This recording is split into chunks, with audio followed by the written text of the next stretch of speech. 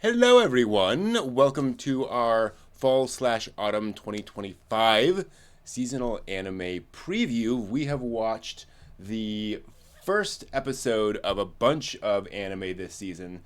And when I say a bunch, I mean, to count again, 27 episodes of anime this season.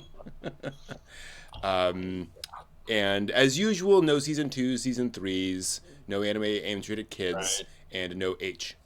So just all that stuff, and also only TV, no OVAs, no movies.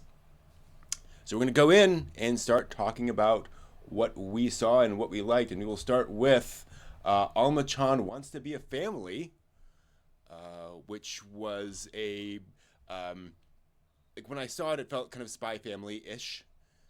It is about a young android girl and her male and female creators and how they kind of come together as sort of a found family.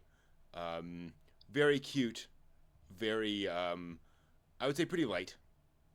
Yeah. Yeah. Yeah, very much so.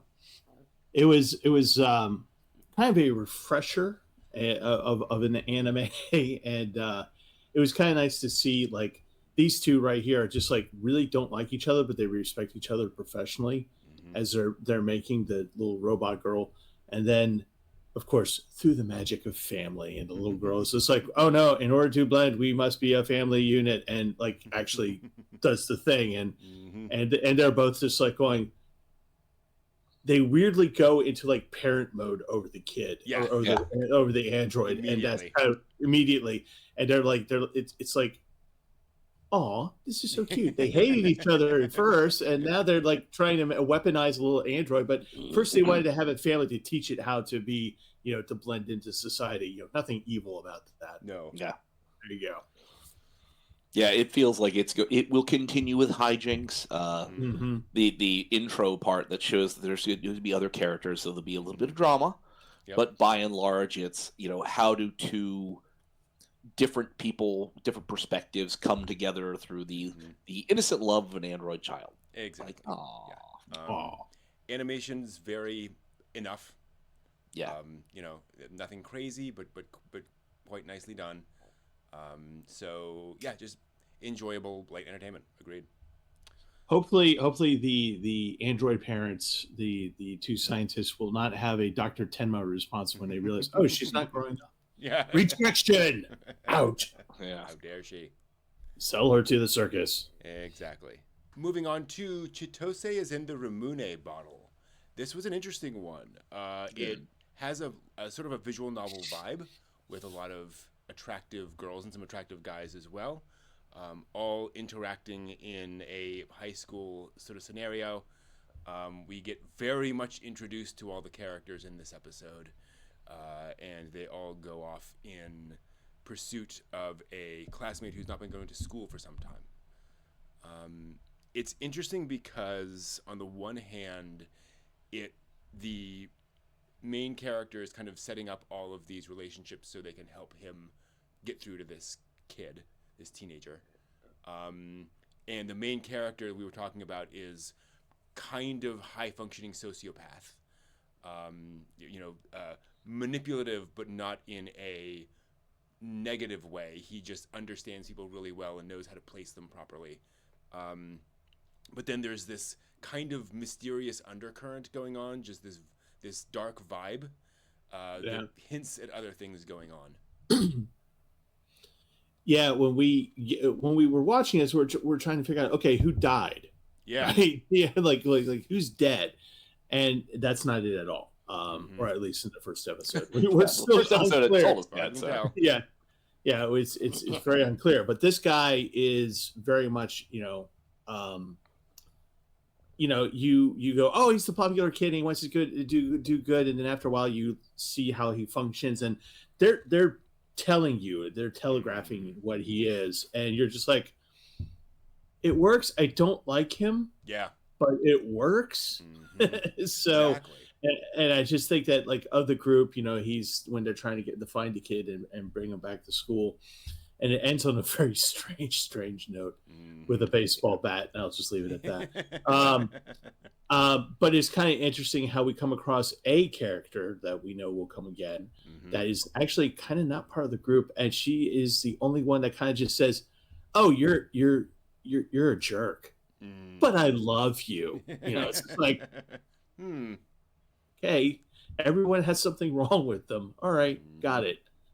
And So that's why I was telling you guys. Okay, go ahead. I was gonna say, and that for me was part of the visual novel vibe of you have that random encounter with the girl in the park, and she says something, and the main character goes, oh, "How did you know?"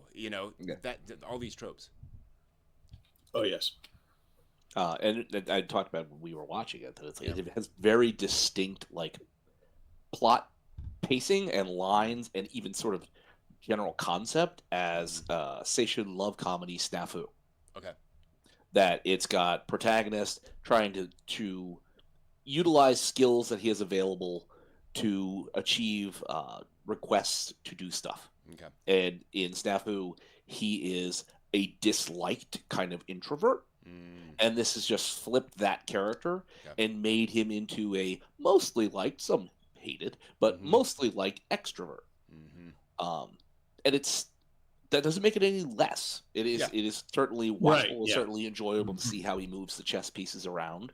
So, if you enjoyed Snafu, I think somebody would really get on board with this pretty well. Yeah, and a lot of just beautiful animation. Beautiful shots. Yeah, lots of really nice stuff in there. So, very, very cool, very interesting.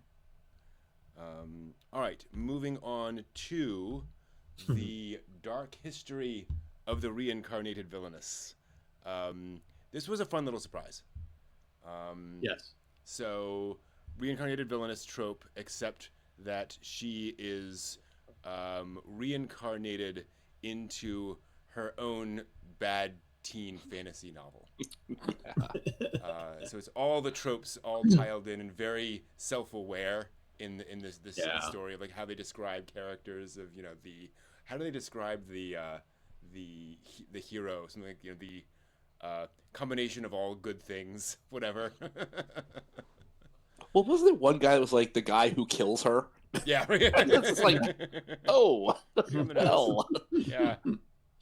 It was kind of refreshing, again to see one of these villainesses anime come out, but and we get this whole backstory of her writing a story, literally just writing her own story because she's literally waiting to be isekai. Yes. Right? She's literally waiting to be isekai, and then when the thing happens, and again, it is such a trope, and it's wonderful. I mean, it's hard. I mean, obviously she dies by a truck-kun, but it's, but she gets into this world of her own making, and it's very, you chuckle a lot, and it's meant to be funny. It's meant to be, self-aware and all this, and her whole thing is when they talk about the flags and I have to remember the game and all this stuff, she's struggling, going, oh my god, what did I write? Oh man, what did I write? Wait. I had to reconstruct the plot points somehow, and and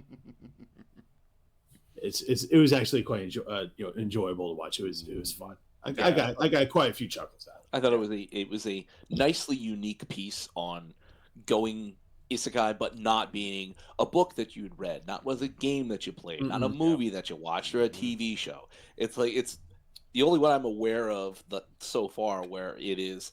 I wrote this bad teen love and fantasy thing, and now I'm having to live through my own bad story writing. That's pretty stupidly self-aware. I mean, it's great. Yeah. It's 100%. Great that they've done that. Wasn't there a Star Trek Next Generation episode where they keep having to go through the Casino Royale plot line? I don't know. Oh, on the holodeck. Yeah. On the holodeck. Mm-hmm. Yeah. One other thing I appreciate about this, and we do have to talk about the plot of the episode.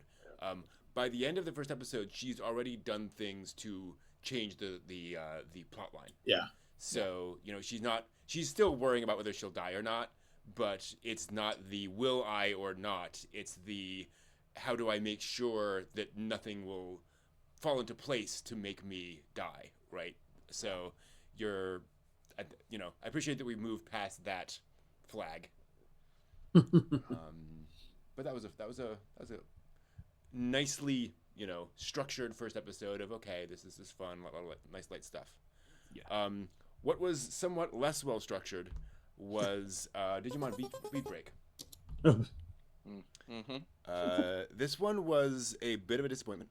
I will certainly admit, as a long-time fan of the Digimon franchise, I was going to this, and first episodes of anything are kind of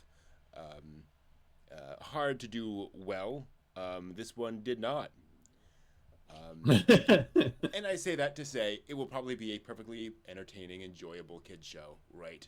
But they cram so much into this first episode, where you get these this battle in the digital world, and then which goes on for quite a long time, and then you get main character waking up and kind of they kind of show you how the world works. Basically, these eggs are everyone's cell phone, so they replace all the functions of a cell phone, and then his kind of school life, and then plot starts to happen with him, and then you get drama and stuff with his family and all that, and then he gets his Digimon.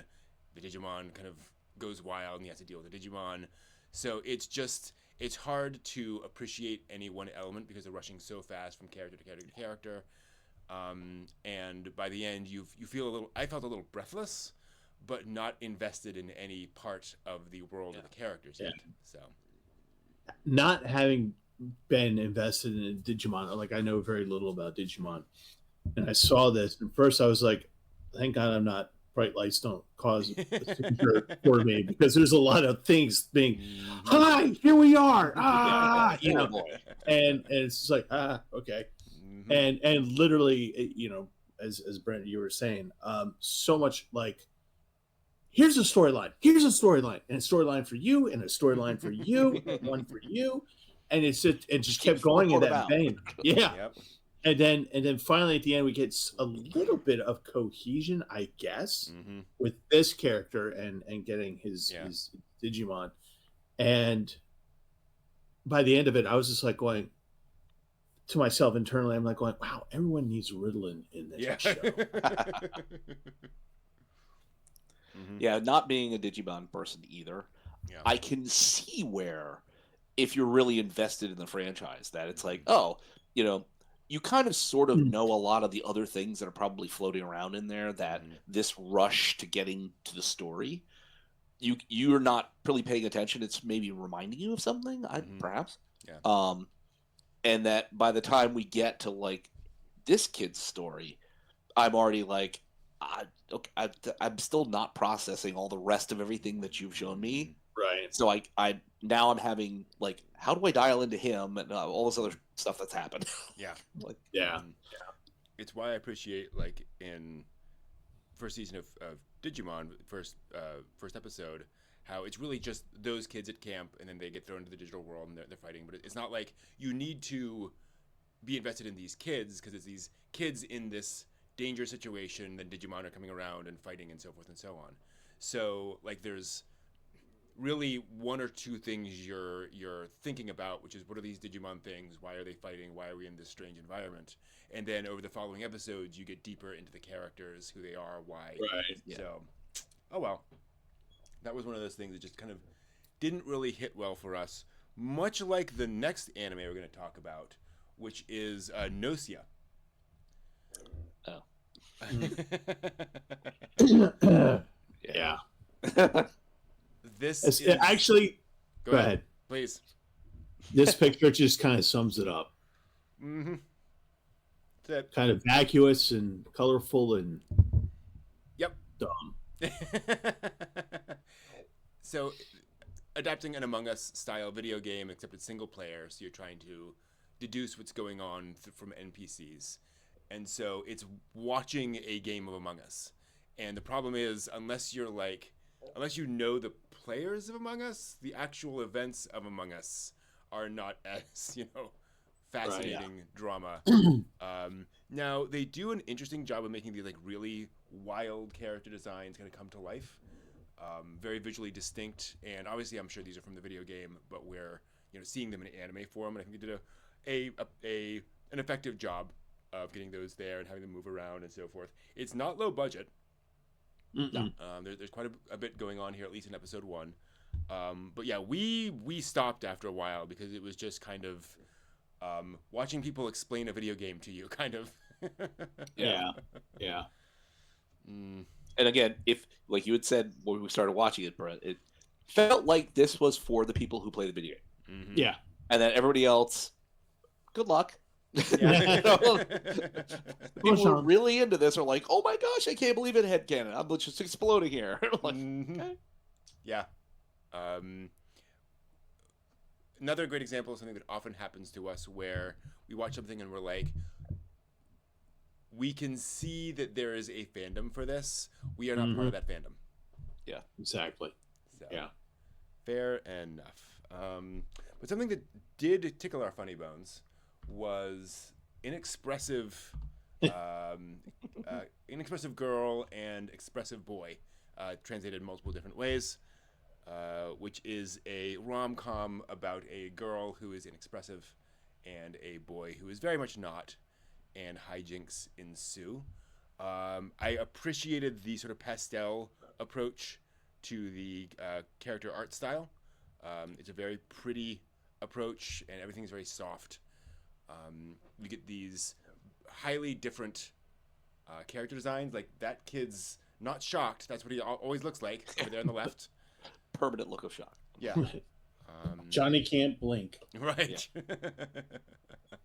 Yeah. But one of those very, very much, that's the premise. She doesn't express herself. He's constantly trying to get her to react, and hijinks ensue. That's what you're going to get for this show, it seems. Yep. Yeah, and just to be clear, it's not that the girl's not feeling anything to actually show you she's sad, she's happy, she's laughing, or whatever. But it's all the same look, and that's the whole point. And if you just need a palate cleanser for something that you may have watched, you would be like, I need something to lighten the mood. This is definitely going to do it for you, but I don't know if this is something you're going to be like, I have to see all however many episodes it's going to be. Yeah, I don't get the general feeling from this that there is a deep underlying plot. No. It's like, presumably his obsession at some point, like, gets to, well, I'm picking on her because I like her. You know what I mean? It's like, it feels like that's the arc of where this is going to go. And it's cute enough to watch. So, I'm happy about that. It's literally like the guy who pulls the pigtail on the girl that he likes. That's basically exactly. This reminds me a little bit of, was it My Neighbor Seki-kun, where the girl's next to the guy who's constantly doing weird stuff at his desk, and it's constantly annoying her. Yeah. Just that, very light, very entertaining, rom-com kind of stuff. Yeah, where she looks over and he's like playing with erasers and stuff. He's building stuff out of it. She's like, "What's he doing?" Yeah, kind of like that. The erasers are also like 2 feet high. Yeah. Well, also slightly like teasing Tagaki-kun or Tagaki-chan, where the kid is constantly trying to one up his next door neighbor desk girl, and she just constantly is very patient, foils all of his stuff. So it's just these little kind of experiences with 2 characters mostly, and people in the background, but that focus is nice because it keeps it really simple, and it's not you're not going to overthink this by the time it's done.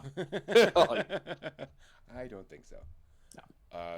Moving on to this season's adaptation of Let's Play, which is a Western comic that was a Western webtoon adapted into an anime series. It is about a young woman who had some health issues, who has made an indie video game, and is it's kind of slice of life to begin with, or kind of slice of adult life as she's just going on about her day, doing that, going to work, doing stuff, and then you start to see the plot kind of build up with what's going on with that. A lot of video game references in things. This is Link, one of her friends. Yep. Other stuff like that. This is not Velma at all. No. Scooby-Doo. Other. Dogs. So good. That's because her dog's name was Bowser. Right. Yeah. A lot of fun things there. I was doing a nice job with switching up art style for comedic moments, which I appreciate. It has this problem, I would say, of it feels like they had trouble adapting the storyline into this episode, where it feels a little rushed sometimes. It feels like they're kind of compressing story a little too quickly for what's going on, and there's a lot going. There's a lot of different elements to the story, which I think they handle well. Yeah. But it's just a lot of different things going on. Well, like that cafe scene where she's showing her indie game, and there's like 8 people in there. Yeah. And it's like, I would imagine, if you had something in a web comic, you probably are not cramming all those people in that cafe at one time. Mm-hmm. You're probably maybe having her sitting there and they cycle through. Yeah. You have the 2 workers, maybe you have a couple people come in, cycle out, whatever. But it's, for the point of getting the character cast laid out, everybody just meets at the coffee shop. Right. Fair. Yeah. Fair. Yeah. Also probably has the issue that comics are experienced at a different pace, so just trying to get that across in anime just feels a little different. Yeah. It had I enjoyed this, and I'm probably gonna look up the webcomic and watch it and watch this. It's one of those things where it's just like you have enough feels in there that you're invested in the main character and various other characters, and they all have a purpose in there, and but it's light enough and referencey enough that you're like, oh, okay, I understand this. Like when there's a bad review that comes out during this episode, everyone, like, I don't know about you guys, but I had the initial visceral reaction of just like being, having a couple of channels on YouTube. I'm just like, oh, I know how that feels sometimes. Yeah. And it's just like, oh, you didn't really pay attention to the thing. Is this really is he really reviewing, or is he just getting, well, like what Brent had said, it's not a slam review. No. Right. That's the thing. You know what I mean? It's actually like pretty realistic about somebody playing a new game and then being, critical of like some of the aspects of the game and how it's playable or not playable in their opinion. Yeah. He's just not. So for context, guy goes in to stream this game, doesn't read the instructions, doesn't read the premise, kind of plays it as a normal hack and slash game, doesn't enjoy it, and so he says, "This is the developer. You really need to rethink. This is not a fun game." And so of course the chat fills up with, "Oh, this game sucks." So and obviously review bombing and such. So the kind of thing that happens a lot. But like I said, there's enough of this like levity in here that's offset like that. So you have your drama. This is where you're obviously the story's going to start to head in. But there's enough funny things like her father. Yeah. This whole scene. I mean, there's just a lot of enjoyable moments in this one. I think. Yeah. Also, who is it? My Little Witch Academy. Oh yeah, that Little Witch Academia. It's not Susie. Yeah. Gosh, Lottie. Okay. I think that's her name. Okay. But yeah, that could also be. It looks like Velma to me, but yeah, it also could be Little Witch. A little bit. So yeah. Not to sound critical, just one of those episodes that was, I think, more uneven than a lot of the episodes we've seen, but had more highs and lows than we've seen. So a lot of it was like, this is fine all the way through. There's like, we laughed a lot sometimes, and other things were like, oh, okay, So yeah. Sometimes it happens. Another show we laughed at a little bit was Little Miss Vampire Can't Suck Right. That's so awful. But that is the title. Terrible name, but that is the title. That's the premise. So that got us watching, didn't it? No. Exactly. So this is set in a world where I'm not going to be able to find a good shot of it, where demi-humans exist. So if you've seen Interviews with Monster Girls, same kind of premise. So you see like a Frankenstein girl and various other things, and this girl is a vampire, going to school. And she is kind of a celebrity for being a vampire. So kind of flipping the Interviews with the Vampire script. Everyone knows this and thinks it's really cool and remarkable. And every time she references being a vampire, everyone goes, ah, But she's also quite standoffish, so she doesn't really have any friends. Main character Kun is very nice guy, very much the standard, rather bland, nice guy. Yeah. Just standard thing. But his thing is when he actually ends up spending time with her, he discovers that she's not good. She doesn't have a lot of experience in like taking blood from somebody, and so volunteers to help her in that. Yeah. So Yeah. yeah. So basically, he's Renfield. Yes. From the Dracula story, a willing participant in all this, and this happens when that happens. Yeah, there we go. And the only this is like the one part of the whole thing that might be off putting because he goes, I feel like a mama. Her mama. And it's just like, ew, stop it. Yeah, Stop it. If it had happened once briefly, it would be an oddball joke. But like, twice in the episode it happens, and like he goes back to this. So it's like, does he have I don't know. Yeah, does he have this a thing? Is this a thing? Like, even she's just like at a certain point, she's like, "Wow, you're really kind of into this. Why?" All three of us are like, "Wait, yeah, actually, we do want to kind of know." Yeah, why. well, he's got band-aids everywhere. She's trying to gnaw on him. But it's another one of these where I don't think we're going to get like all of a sudden, Van Helsing's going to show up and everything's going to go like dark. It's going to be much like Interview with the Monster Girls, where it's her navigating like being a vampire. He's going to help her. He's kind of like the human liaison, I would suppose. Yep. And then since we've seen there are other yokai types and robots, apparently that's the thing as well, supernatural creatures. My guess would be that we will get those introductions as we go on. This is the core group. Yep. And everybody's going to sort of like solidify that she's not untouchably weird. Yep. She's actually a really nice girl. And then the other people will sort of glom around and be like, oh, I guess, vampires are cool, dragonids or robots are scary. Well, no, they're actually with us in our group. Now they're nice. It's like, to that point, one thing I appreciate here is, in contrast to like Digimon and such, this is really just the story of the two of them now for episode 1. Yeah. So we're not trying to get you introduced to every single character. Yeah. Right. Yeah. It's nice. Lots of laughs. Lots of laughs. Also, lots of laughs in the mangaka's weirdly wonderful workplace. Yeah. So, I think much of the strength of this is on these facial expressions. And they do a really fun job with the mangaka in question kind of freaking out over mostly like when to communicate with her editor and when to not be rude and like massively overthinking those things. And so much of the episode is her, trying to decide, do I send this message? How do I craft the message? I don't want to suck. I don't want to be fired.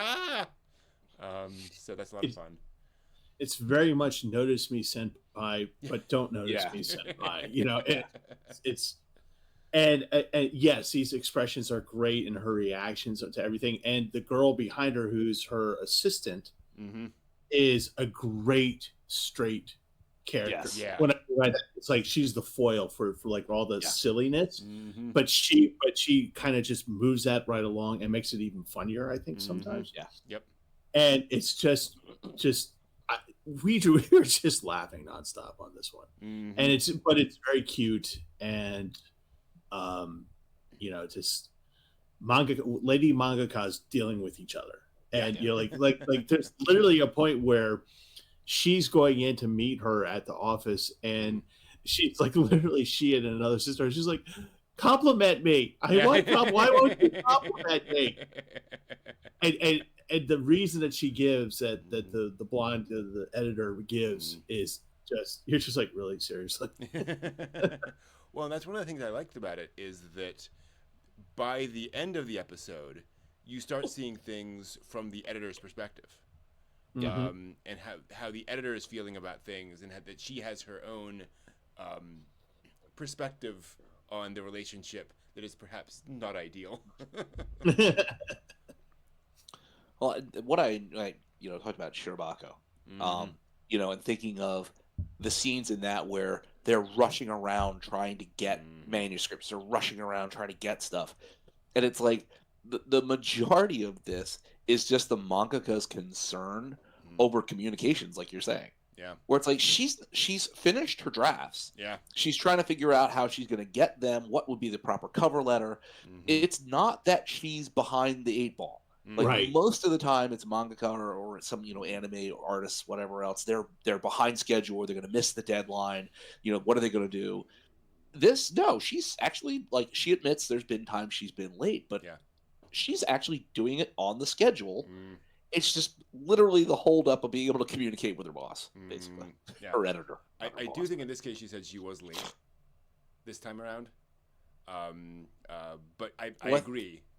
I was gonna say I thought she said she thought it was too late to send them off at 2 a.m. Right. And that's when her straight assistant is like, no, this has never been a problem before when you send it. Yeah, but I think when they actually receive, she apologizes for delivering them for like being days behind, and the editor says, Oh. "Yeah, well, it was it's worth it." So Oh, okay. yeah, I think. I remember Hilarity Was that the ensued. one where the editor said something like, "Oh, it's due in 7 days. I could give her an extra day, but I don't know. Maybe I'll tell her that later," and then she forgets to tell her. I think that's that was this one. for the next stage. Okay, Is what you're talking about. as I say, because I remember that part. Yeah. Mm-hmm. But yes, again, another light, fun kind of a thing. Yes. Not as light or fun, but has a memorable moment in it. Kind of two memorable moments because it goes back and forth. May I ask for one final thing? Yeah. Andy Plex. Yeah. So premise is woman in red being rejected as the fiance of guy with pink girl being the perfect princess, except it's all been engineered against girl in red because plot.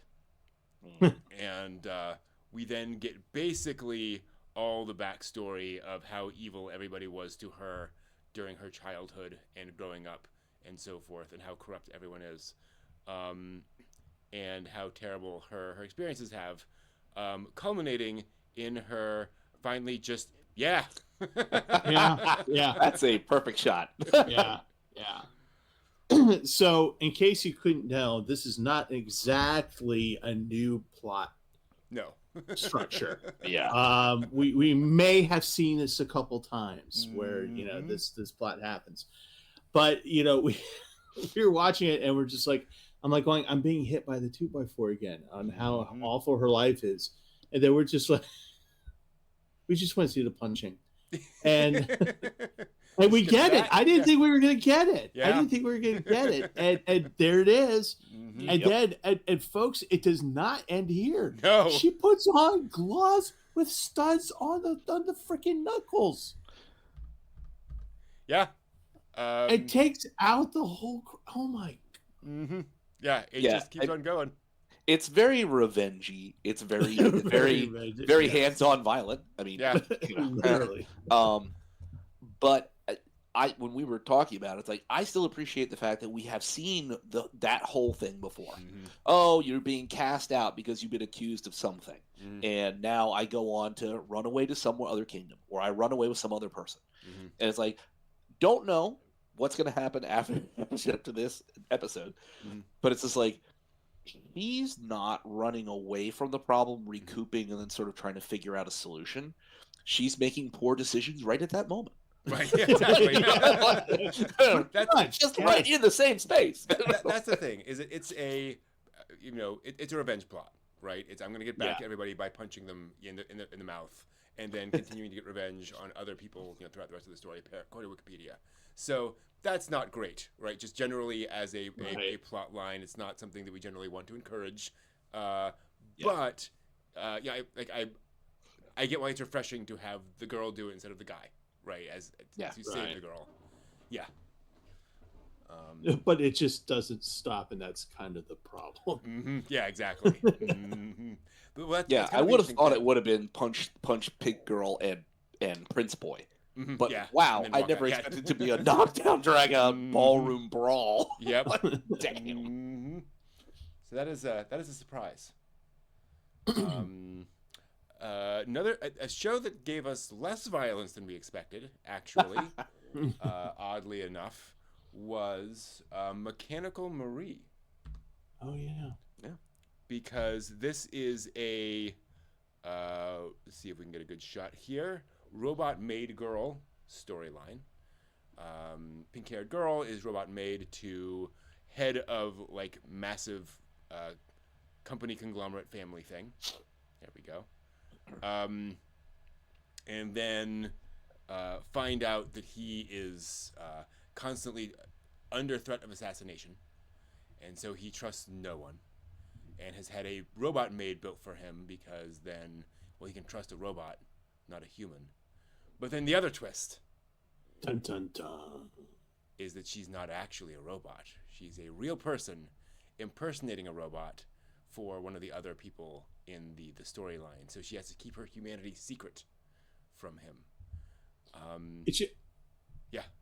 yeah, it's just another emotionless. Like it doesn't really convey emotion Yeah. in her face, and so she's able to play the part fairly well. And she has, I don't know if you saw any of you all saw the parts in there, but she was basically a UFC fighter. Yeah. It's and and you know, as he's under threat of assassination from taking over because he is not the true heir, true born son. He's Yeah. illegitimate, yada yada, all that stuff. Yep. Now, as we portray this to you, it would seem that this is a little bit of a drama kind of thing. Will they, won't they? Oh my gosh, danger, blah blah blah. No, this is silly, Yeah. and it's meant to be silly, and Mhm. kind of, and there's plenty of moments where we're just like, we're supposed to laugh, and we did, Mhm. and Yeah. it, you know, but there were moments where we're just kind of like going, what just why are you doing that? What's going on here? You know, and it's just kind of like, okay. But one of the interesting things that we noticed in this one is that were they? Would you call them at Anime USA Harmony cards, Harmony cells?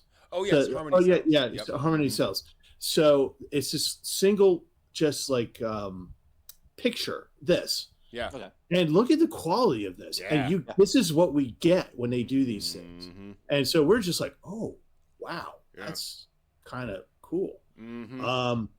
Another one that we had some laws with. So. Yeah.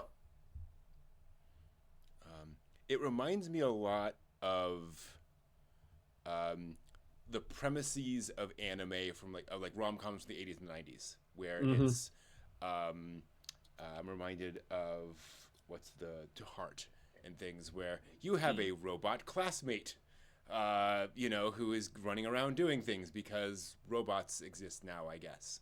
You know, and everyone Yeah. just accepts this. The main character guy is this. You has to navigate assassinations all the time, but cannot tell that she's not a robot. You know, and Yeah. despite quite a bit of evidence to the contrary at times, it's fine. It's just meant to be one of those. It's Yeah. okay. That's the premise. You suspend your disbelief. Exactly. So that you can you enjoy just- where they're going with the story. Mhm. Yes, you just accept that he has a special kind of stupidity going on. And speaking of a special kind of stupidity, so Mugen Gotcha, boy, first half, you get what's going on. You know, you have your adventurer kid who's heading off on his adventure, and goes around and has this weird skill where he can gotcha infinitely, so he can summon infinitely, but he doesn't know what he's going to get. And so it's mostly like, you know, rotten apples and things Junk. like that, just junk. So he's not really allowed to do anything. Find out there is quite a bit of like anti-human speciesism, I guess, in universe. He is then picked up by a wonderful adventuring party who love him and care for him deeply. And they're going to end speciesism on their own because it's great that everybody's together. Yep. And then not. Yeah. And then they don't. Mm-hmm. Yeah. Which So we would all get. be- I'm just gonna say, Go ahead. which would all be fine, except for how often they tell us that they are bad and that he got betrayed, and they show him, you know, crawling away and then saying, "I can't believe they betrayed me a few minutes ago, and I liked them so much, and they were very nice to me, and now they're betraying me. It's so terrible." Then they do something else. Oh my gosh! If only I wasn't being betrayed right now. It's just Right. over and over. Like he gets smacked, he gets knocked down. You know, one of the characters has like Wolverine claws, slashes up his face, gets a arrow in the back of the leg, and the whole time we are having flashbacks of like how kind they were at first, and now they're betrayed. And Yep. we get it. Yeah. We get it. Yeah, their And- world building was based in just hammering into your head. How does leveling work in this world? How does the unlimited gotcha work in this world? How were you betrayed? Can you remind me? Oh, can you remind me of the good times? And then you were Yes. betrayed, right? It's like, But what about the gotcha? And that's all. And by the way, most of that was before this point that we see on the yeah. screen. And so then, of course, 13-year-old boy who'd just been. Did you know he was betrayed? So Really? this 13-year-old boy who was Explain. just betrayed does a gotcha thing at the last second, and But wait a minute, how's the gotcha work, Steve? Well, let me explain to you. Oh, and how Let me tell me explain about to the you. levels too, because she's a level. It's Yes, just such yes. a shame that he got betrayed. Yeah, exactly. Yeah. So this beautiful battle maid comes up and basically saves him. Mhm. And so you're like, oh, okay, so they're going to form. She just gushes over this kid. Yeah. Oh, you're so handsome, young master. Oh, I'm going to Mhm. protect you. Oh, you want this done. I will do this for you. And it's just like, Brett, you were saying, it's like every 13-year-old boy's fantasy.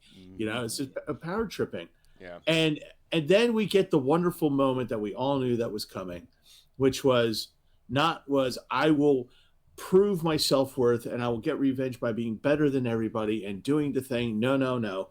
We get I'm gonna kill them all. Mm-hmm. And the battle maid who comes up, who is uber overpowered, goes, not the voice of reason, but goes, yes, I will help you. Let's do that. Well, it's like somebody took Ara Frueta, which Mm. very similar kind of things, where dungeon diving and somebody betrays you. He was betrayed. You remember he was betrayed. So I just Was he really? He was betrayed. Huh. But how did the In levels work in that world? Well, you see, you start out with the average human can only go up to a certain number. But in Ara Frueta, he does exactly I'll show you guys by getting to be crazy powerful. Yeah. If you cross me when I'm doing my thing somewhere else, that's woe be to you. Right. But I master myself Mm-hmm. and become then the strong thing for you to envy. And it's like they just decide to go with a very deeply dark 13-year-old, I hate the world and I'll kill everybody. Like, okay, it's a little grim. And I do have to say, I've just remembered this. He does at one point say, you know, I have to get powerful so I can take revenge on all of them. So there is, you know, it's not just I wish for it. I'm going to have to put in some effort, but the intent is revenge. Yeah. And I'm gonna get my to hands that- bloodied. Like, oh, geez, kid. And, yes, and to that point, when the battle maid is just like literally says, "Where are they?" You know, and she's like ready to draw blood. He goes, "No, I don't want you drawing blood. That's not." And I was like thinking, okay, maybe he's coming to his senses. No. He just wants to get overpowered so he can have the blood on his hands. Like I half expected this 13-year-old kid to go, I just want to see the life goes out of their eyes as they're choking them out. Yeah. You know. Yeah, it's just very cringy in that sense. Yes, very. It is so much set up and then execution of this revenge power fantasy where it's, oh, those are the bullies that bullied you in school, isn't it? Yeah, aren't they? Yeah. Yeah. You know, and this is the beautiful busty girl who, you know, you can order around who will make you powerful to save them. It's like, okay. This is like Kenta from the other story, the one that was like Snafu. the Kenta guy who's like locked in his room and he's like, you don't Oh, yeah, understand what yeah. it's like to not be Yeah. popular. That's like, That's this his is kid. his fantasy Yeah. to be like, Yeah. man, I wish I was that kid with unlimited power and I would show all of you. I mean, you know, this could have easily been called Skippy Goes on a Genocide. I mean, that's really what this is. Yep, exactly. All right, let's move on from that, shall we? Please. To my awkward senpai. So this is workplace romance. Mhm. You have two characters. You have beautiful Bishojo here on the left. She is the kind of the office ice queen in the sense that she is very efficient, very effective, but she is rather cold to people. But people are fine with that. Like, they've gotten used to the fact that she's just kind of that way. And then in comes a there we go. In comes a new recruit, a new employee, and she is assigned to be his mentor. And she realizes that a brusque, cold communication style is a terrible way to be a mentor for somebody when they're coming Yeah. in. Yeah. That's not going to work. So she has to start really, oh, okay, I need to change my style a little bit for him, and then realizes she has no idea how to do that, and thus hilarity ensues. So, yeah. No, go ahead. I do appreciate that this doesn't turn into that she doesn't fall apart. She's still good at her job. She's still doing everything, all that kind of stuff. It is that this communication style she has, she's made work up to this point. Now this is not effective, and so she's finding a way to make that work. So it's it could be a lot more misogynist than it is. Yeah. So one of the nice things about this is that she has this management style partially because there's a certain level of work that she's willing to put forward and willing to do, and a level of success that she wants to achieve. But that's what her goals are, and she doesn't really need to go any further than that. And she doesn't want to have these relationships. Like, initially she thinks she doesn't want to have these relationships, so this is why she acts the way she does. And as it turns out, she has a little bit of social awkwardness, but not on the level of like Comey can't communicate. So, you know, she's not crippled, right? Right. And she's legitimately trying to be a better boss, which is given my work history over the past 9 months, I can truly appreciate having a good boss. But you know, but she keeps messing up, and that's part of the charm and the wit of, or what there is on this. I should also point out the other aspect of this is that the new employee is very open to all this. He's very young and energetic and so forth, and you can see that he like appreciates who she is and what she's trying to do. Like, he's not taking to heart her coldness or anything like that. It's just that she's realizing, oh, I can't get these things across. So yeah. He very much acknowledges her skills and competency, and respects that. And I think that helps go a long way to not being put off by the way she is, because he can see that, this is an element of what makes her successful at what she's doing. And for this, my tiny senpai, my senpai is annoying. I like these adult love stories where it's, we're not high school kids with high school problems. We're not college kids with college problems. We're actually working adults in a workplace where, it's awkward enough to try and, be outstanding at the job you do without getting other people sabotaging you. Yeah. But then also finding that you're gravitating towards somebody and their communication style and how to balance all of that above. Because she's got an image established. They don't invite me to go out to drink. They don't really mess with me too much because I present like this. And now that sort of presentation is being challenged by somebody who's her kohai, who's looking up to her to show him the ropes. So she has to open up to it. And it's like, that's tough. She's built this entire facade. Now she has to like find a way to help him outside of that without wrecking everything she's built for herself. And the context of this is that towards the second half, we see her with a couple backstory shots of when she was in his place, and I think she had a really good boss. Yeah. You're right. And her mentor, a really good mentor who, brought her along.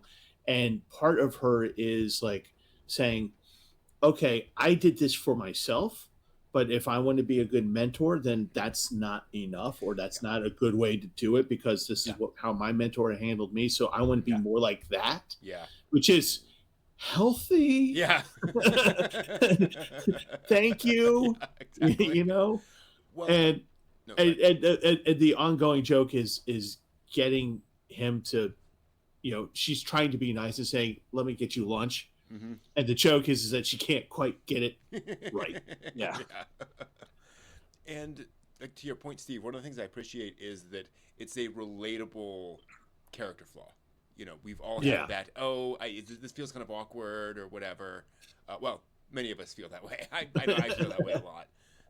So it's... I feel that way right now. Yeah. So for a workplace comedy, I appreciate that it's kind of that grounded kind of idea. Yeah. Yeah. Show that's not grounded, but we still liked quite a bit, was My Status as the Assassin obviously exceeds the hero.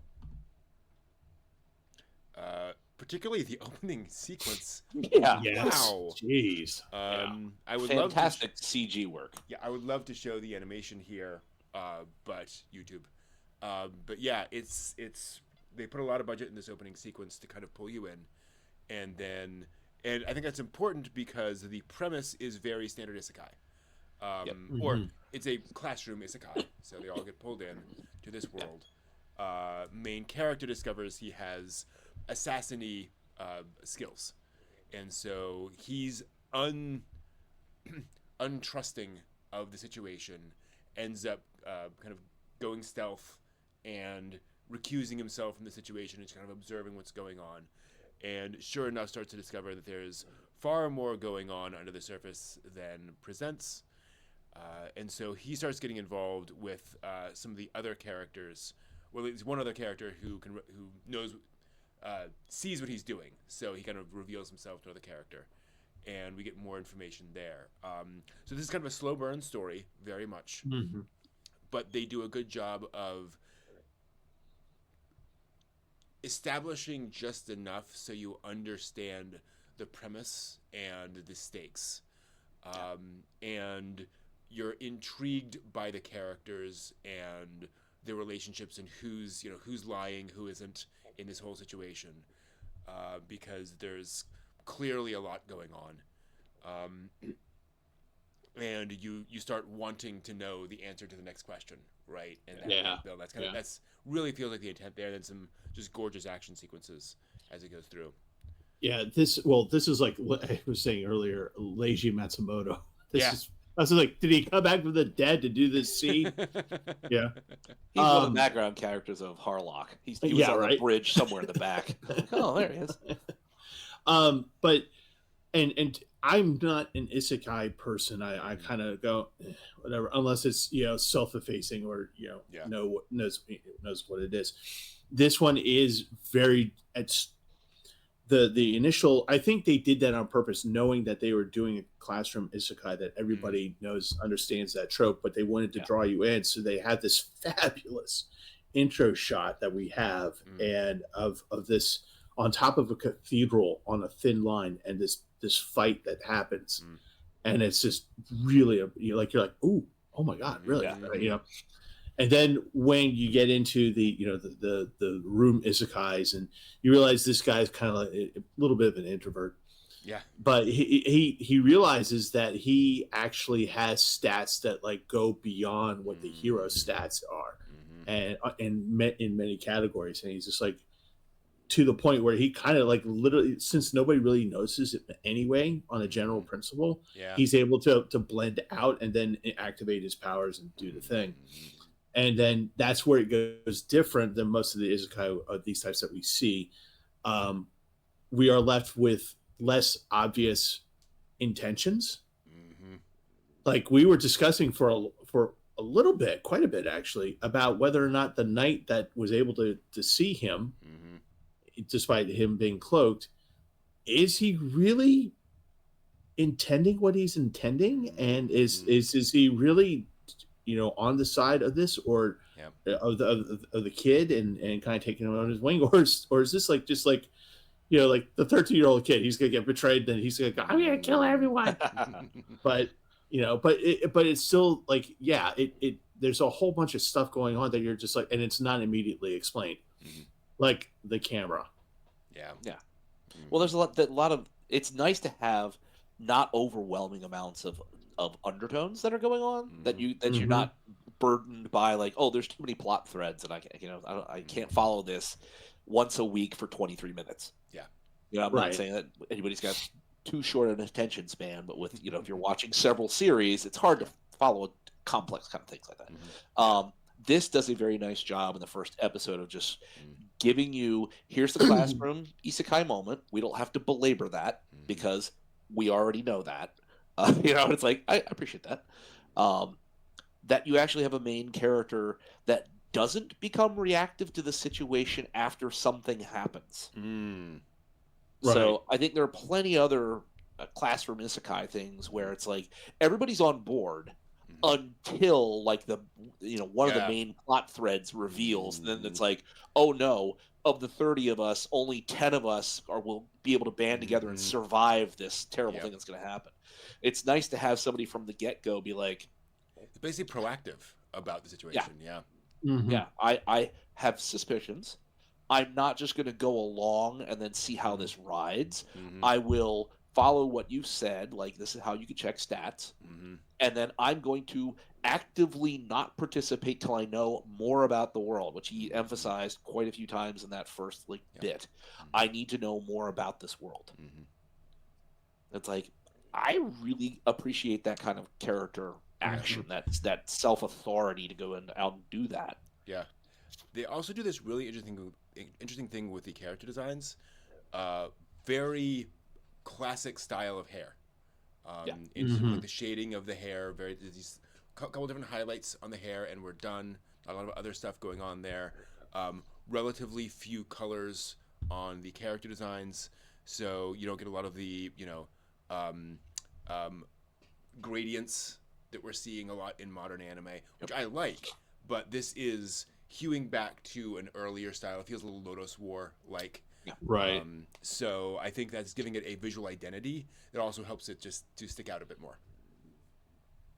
Well, I think that thinking of the Among Us, Nosa, Yeah. coloration is an easy sort of switch to flip for like character type. Yep. Somebody's wearing these wildly different kind of colors. It's like, oh, you can interpret into that how those come into character.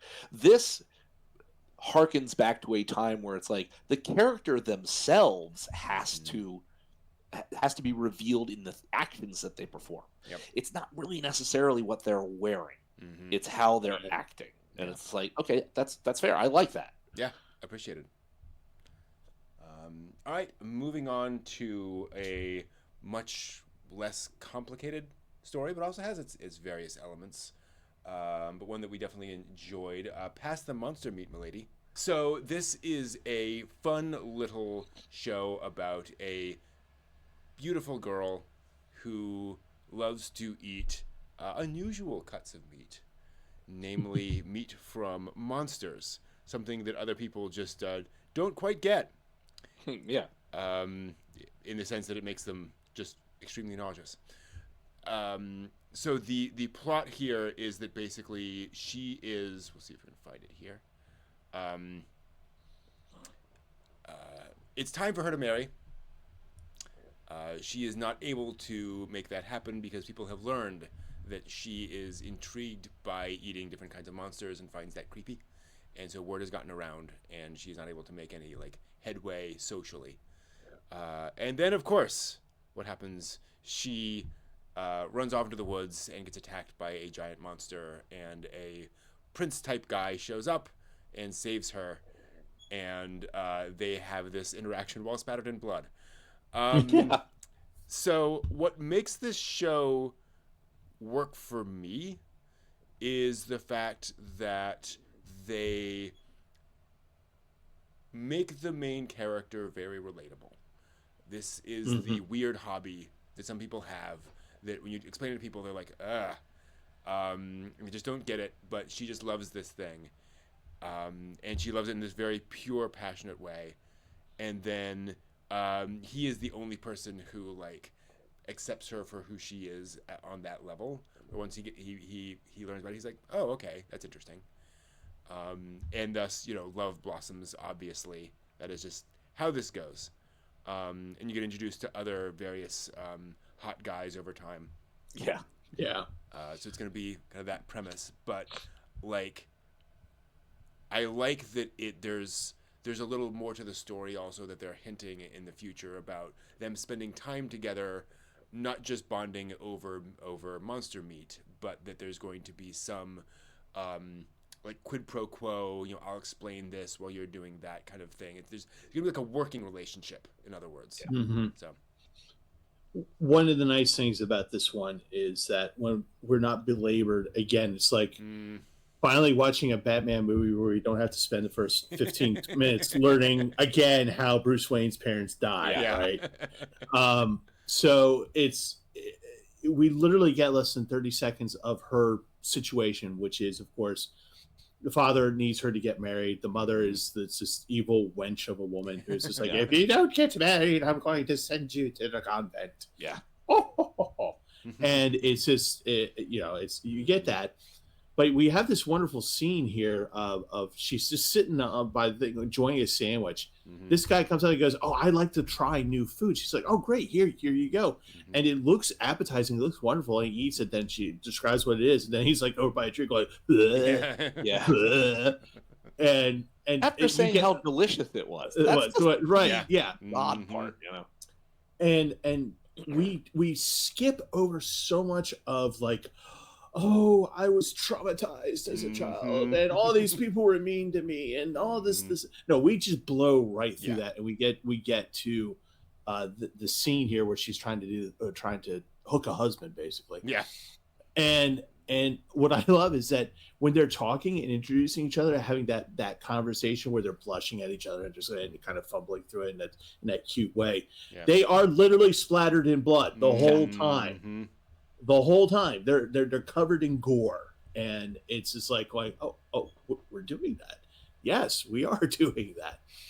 But it's just really nice how we get to that point of just like we can move on with the story. We understand what the stakes are as we know it now, and then we're just going to move forward. And I just, again, this is like, we were kind of talking about like we're seeing the beginning of a kind of subgenre of foodie anime here. Mm-hmm. And it's just kind of fun, just kind of interesting, I think, and just enjoyed it for what it is. Mm-hmm. Well, we've come from somebody who puts on leather studded gloves and beats people, right, to a princess who she is powerful, but she's not wielding any weapons. Like she ends up getting soaked in blood because trying to do a heroic deed completely unarmed. Yeah. And it's like, and she had the intestinal fortitude to do that with no means of self-defense. So, it works very nicely that, handsome man comes and saves the day, but she is still powerful enough in her own right. Yeah. That she is not, the damsel in distress in this. It's like he helped her out of a pinch, but she is more than fully capable of things. Yeah. And what's hinted in this episode is her hobby that she loves. She has to get access to those rare items to pursue her hobby. We don't know how she does it yet. You know what I mean? So it's like, this would be very interesting. Does this mean that her hobby includes a skill to pursue that hobby that we then will see develop later on? So Big Bad comes out of the woods, and she, when she is armed, is fully capable of taking it down, butchering it, and then processing it for eating. You know what I mean? Because it's clearly she says, "Oh, there's toxins in this. There's magic Right. tool kind of things, and you have to be careful with." So it's like, this is a thing she knows. Mm-hmm. Right. She's skilled at doing this, and it's like Mm-hmm. that's got me interested to see the title of it initially. I'm like, oh, this is going to be some stupid foodie thing. It's not going to be anything that I'm going to be Right. really interested. Right. But watching this, like, oh no, I want to see what happens Mm-hmm. when she goes out to get something and he's with her, and then he gets to watch her Mhm. pursue and take down the prey. Mm-hmm. You know what I mean? To watch that kind of pass off between the two of them, it's like, oh, you're strong enough, sir, but she is by no means a slouch. Right. And one of the nice things about this again is that there's a level of competency that she has that he recognizes, right? Mm-hmm. And it intrigues him, and Yeah. he's just like, so, and it's not just like oh, I thought you were a lowly peasant and you have No. these skills, aren't you wonderful? Yeah. No, it's along the lines of he goes, oh wait, it does taste like beef. I thought it was going to taste like beef, but I wasn't sure. But you're telling me it does. Great, I want to try this. I want to do this. Mm-hmm. And there's this, we've all been to those conventions where we meet someone for the first time, and you're just like, huh, you like the thing, I like the thing, we like the thing. It's kind of like that. Yep, exactly. All right, moving on to Ninja to Gokudo. This is shonen. It's so shonen. It is trying to be so shonen, and suddenly it's not. Yeah. So basically, there are these ninjas. Boy, how can I even find it? There are ninjas, and there are also Gokudo. And they've been at war forever. And so then we cut to modern day, where we get Ninja Boy, who goes off and ninjas people. I'm being a little careful here because there's a little bit of gore here. Yeah.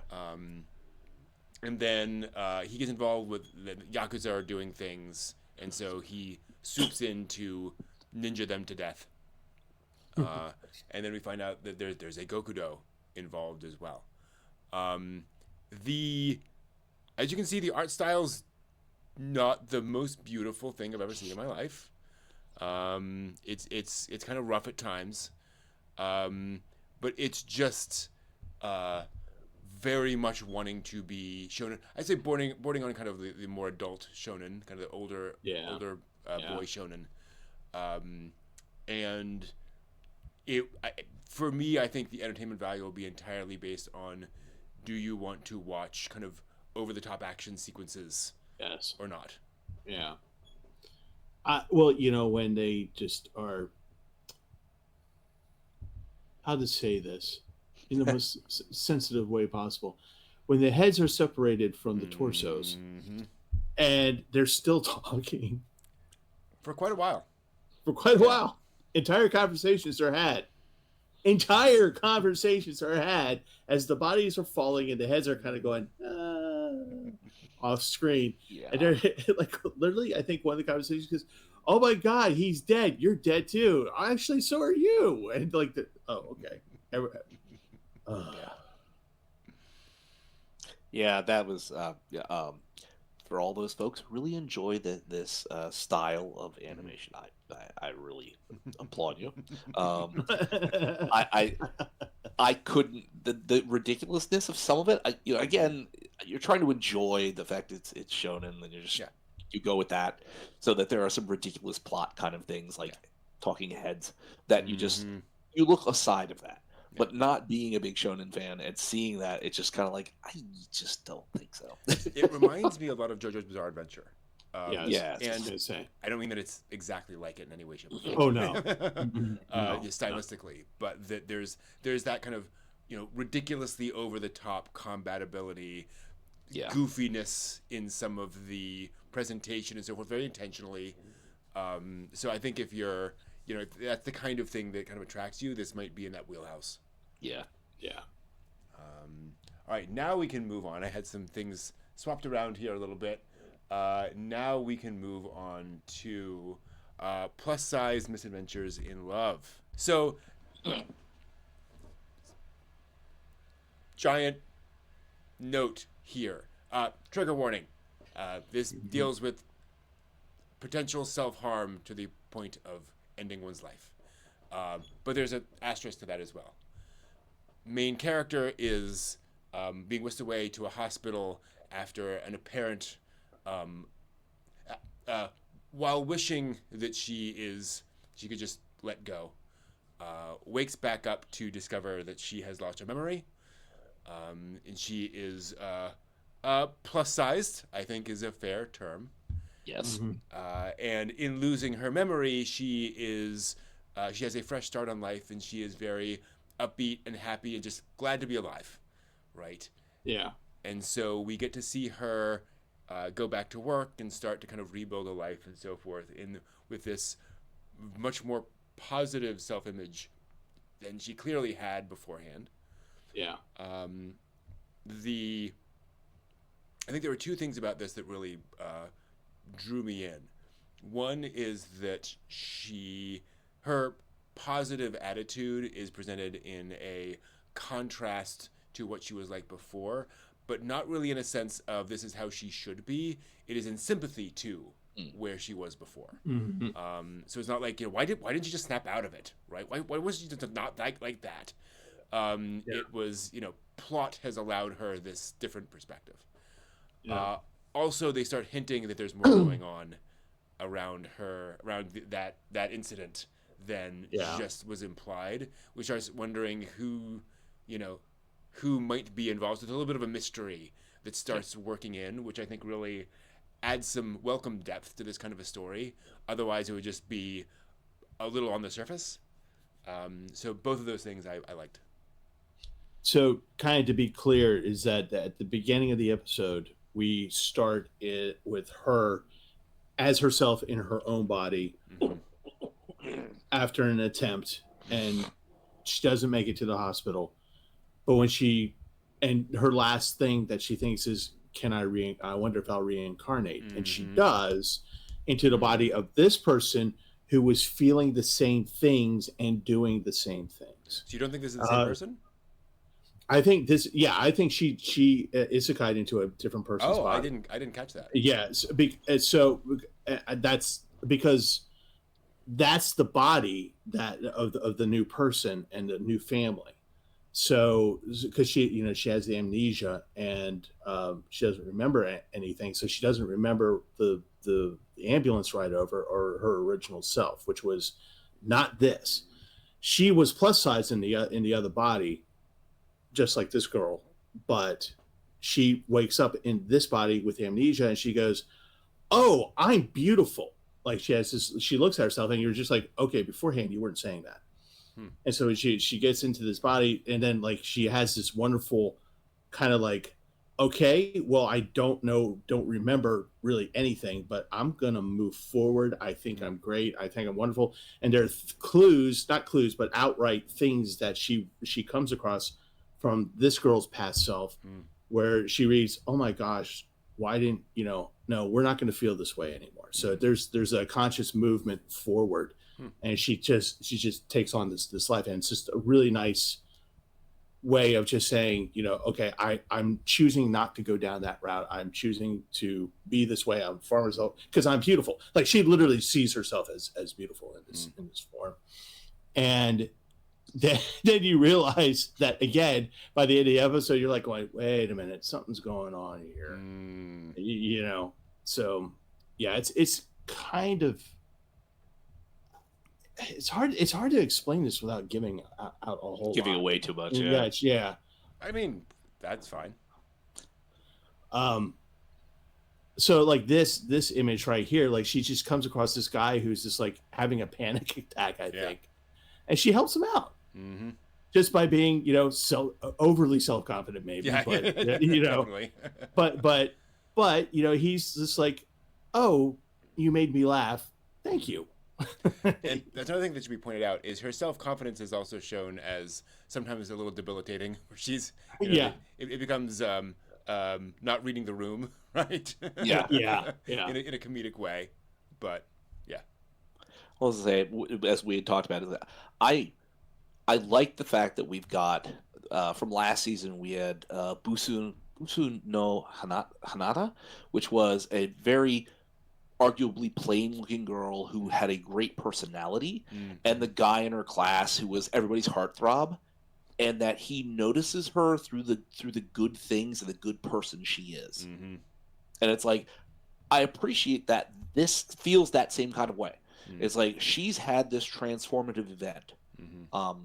which I took to not be reincarnation. I thought it was literally she has woken up with a clean slate and she looks different than her old self because this is the new projection of what he's going forward with. But easily could be reincarnated into a whole different person's body. But I appreciate the fact that it's her good personality, it's her good attitude, it's the things that he has as her character, that she approaches this guy in the park who looks like he's in extremis, and she's trying to help.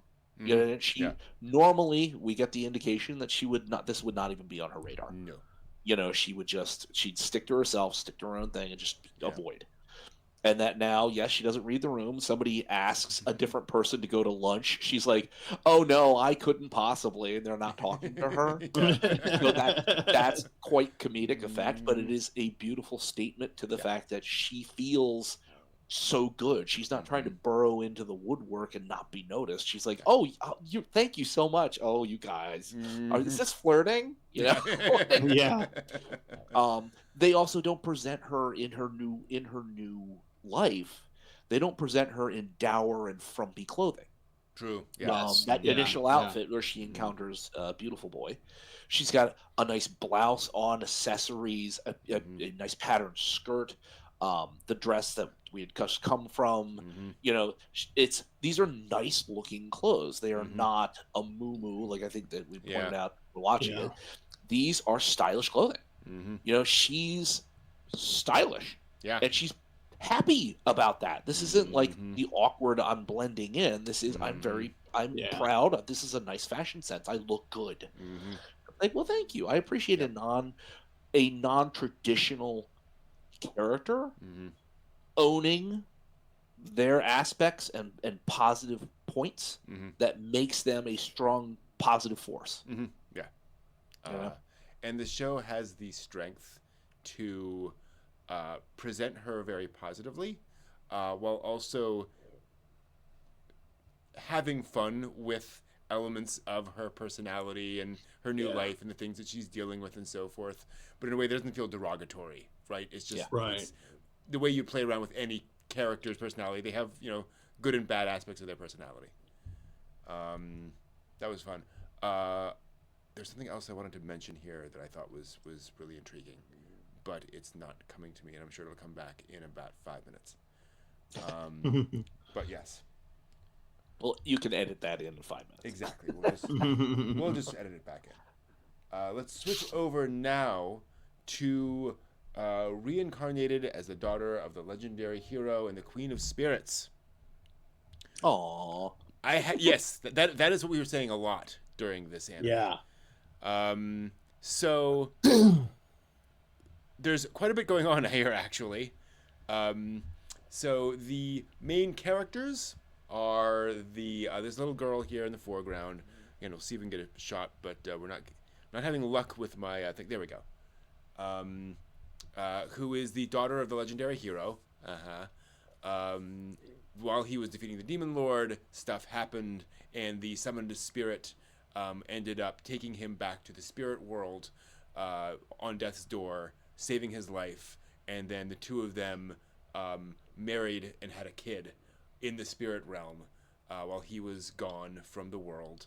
And she is now 8 years old. He has now come back to the human world to kind of scout things out, and they start getting drawn back into what's going on in the kingdom and the human world and such.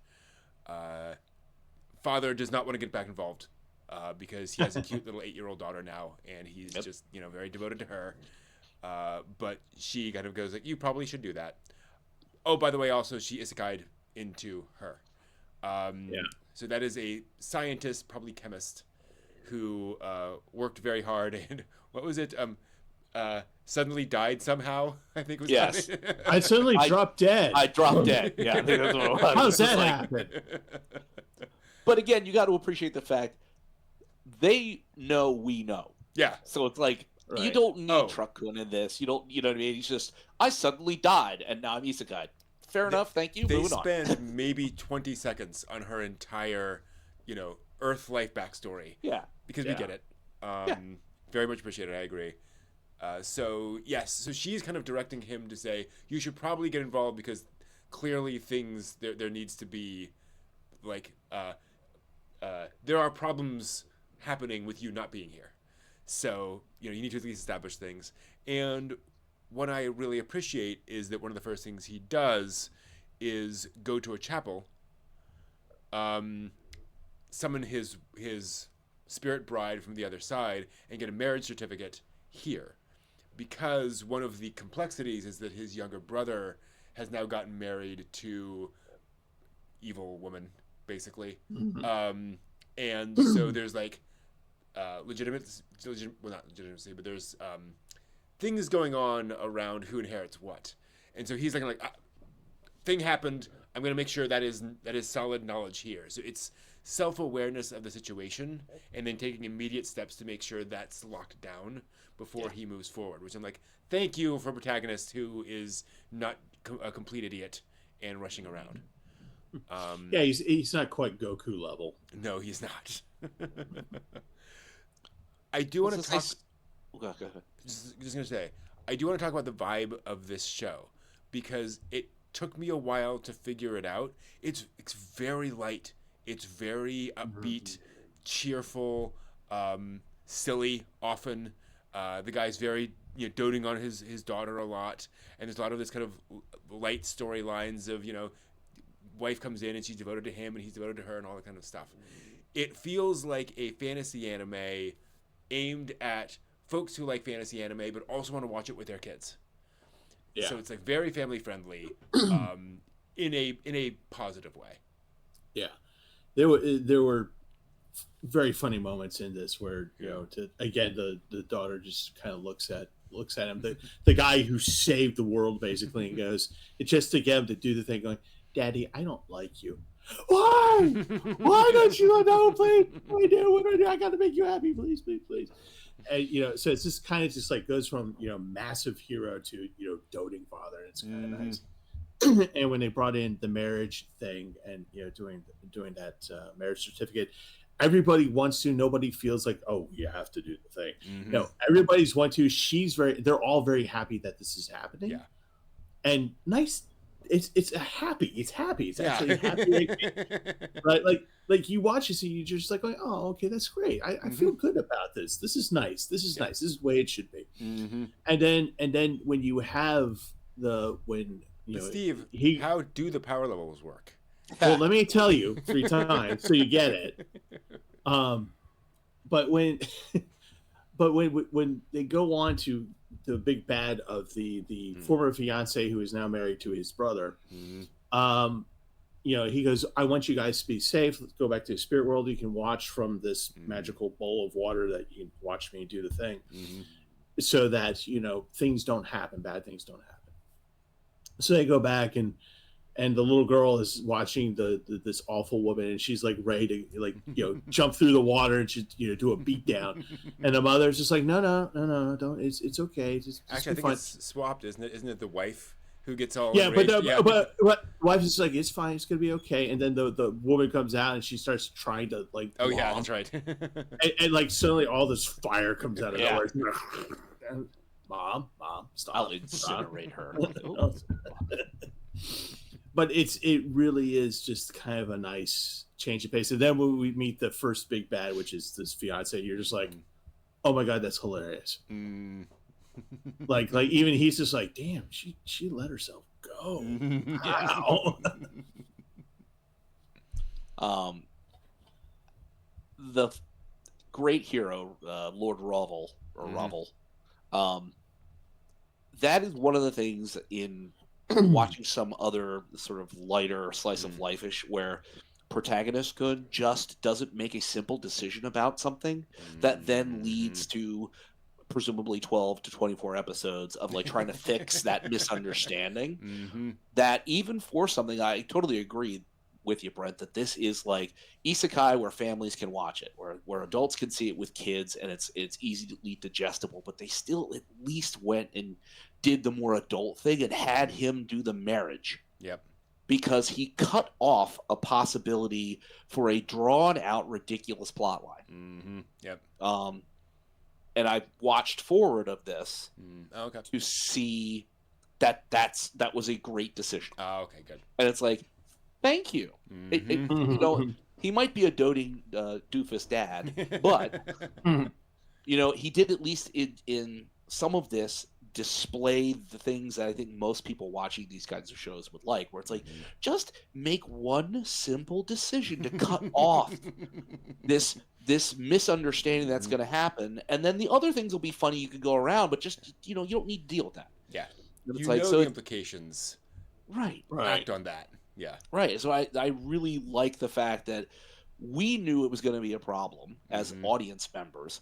The creators were like, we know that you guys know, so we're just going to eliminate that, and we'll just go on with the other aspects of the story we want you to focus on. It's like, thank you. Yeah. I really appreciate that. Absolutely. Yeah. Another show that surprised us in rather different ways was Sanda. Oh. Yeah. So, oh my goodness, the animation budget on this. Yes. And also just the animation style, very distinctive. A lot of like flat coloring, as you can see. Really interesting approach. I just love this approach to the animation. You have young boy and, well, they're both young, but short boy, tall girl.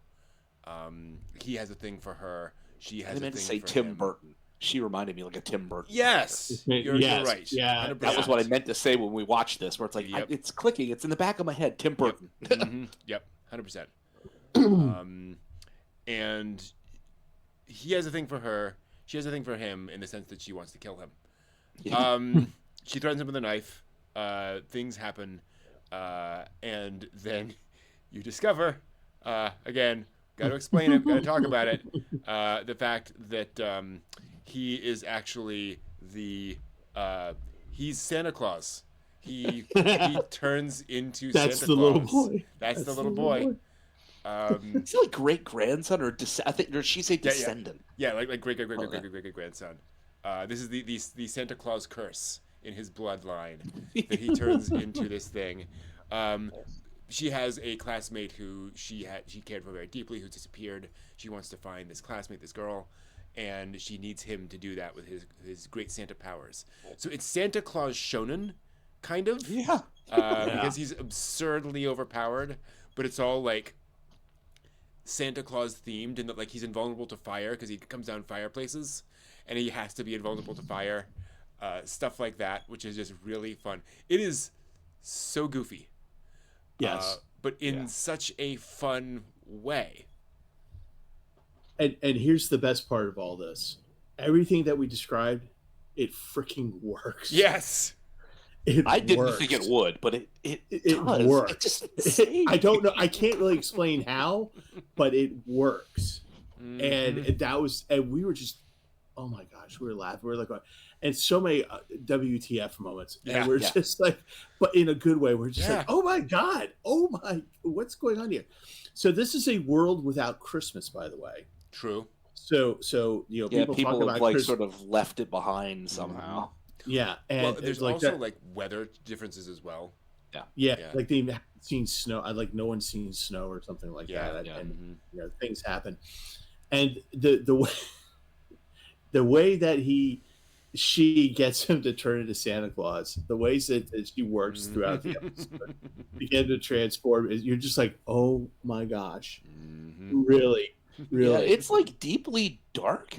Yeah. Like hysterically weird funny at the Tim same Burton. time. Like Tim Burton, yes. I mean, because And- the disappearance of the friend is it's probably not going to be that she went on vacation. I think I made that joke of like she shows back up and like, oh, it's on vacation for 2 weeks. It's like, oh, you unleashed this, super shonen's Santa on the world, and just you were on vacation. And you were, in Brent's point when we were watching it, the Calvin and Hobbes characters that are like sort of mixed in here, kind of odd. But yeah, it's just it's dark and it's weird and it's funny. And it's unexpected. Yeah, I just I just love how he says it. He's just like saying to the girl, "Do you understand? I'm still 14." Even though I'm ripped Santa. Ripped jacked Santa. Jeez. Yeah, no, you're absolutely right. It works somehow. I do not know. I guess like Corpse Bride. You know what I mean? It's like it should be something that's like, oh, that's deeply dark and really disturbing, and yet it works. It works, 100%. All right, moving on to Shibake. Shibake, interesting show. An Edo era anime based on a series of light novels, I believe, or just novels that have been going on for a couple of decades now, several dozen volumes, I believe, about a sickly boy who but is also surrounded by various spirits. It's kind of a spirit world environment. He's a young master, young lord, but being sickly, he's not really allowed out, not even allowed to do much. So you see a lot of that in this first episode, dealing with his feelings around that. Obviously, the art style is evoking this desaturated look and feel, which I think really works well for this period. Not a lot of bright colors in any of the clothing, etc. And so you get, and then the last half is this quasi-supernatural story of him going home at night and trying to deal with like a cutthroat type of person, and how he does that with the help of some nearby yokai. What I like is the fact that it takes its time. It's not trying to be over dramatic. It's not trying to throw a lot at you.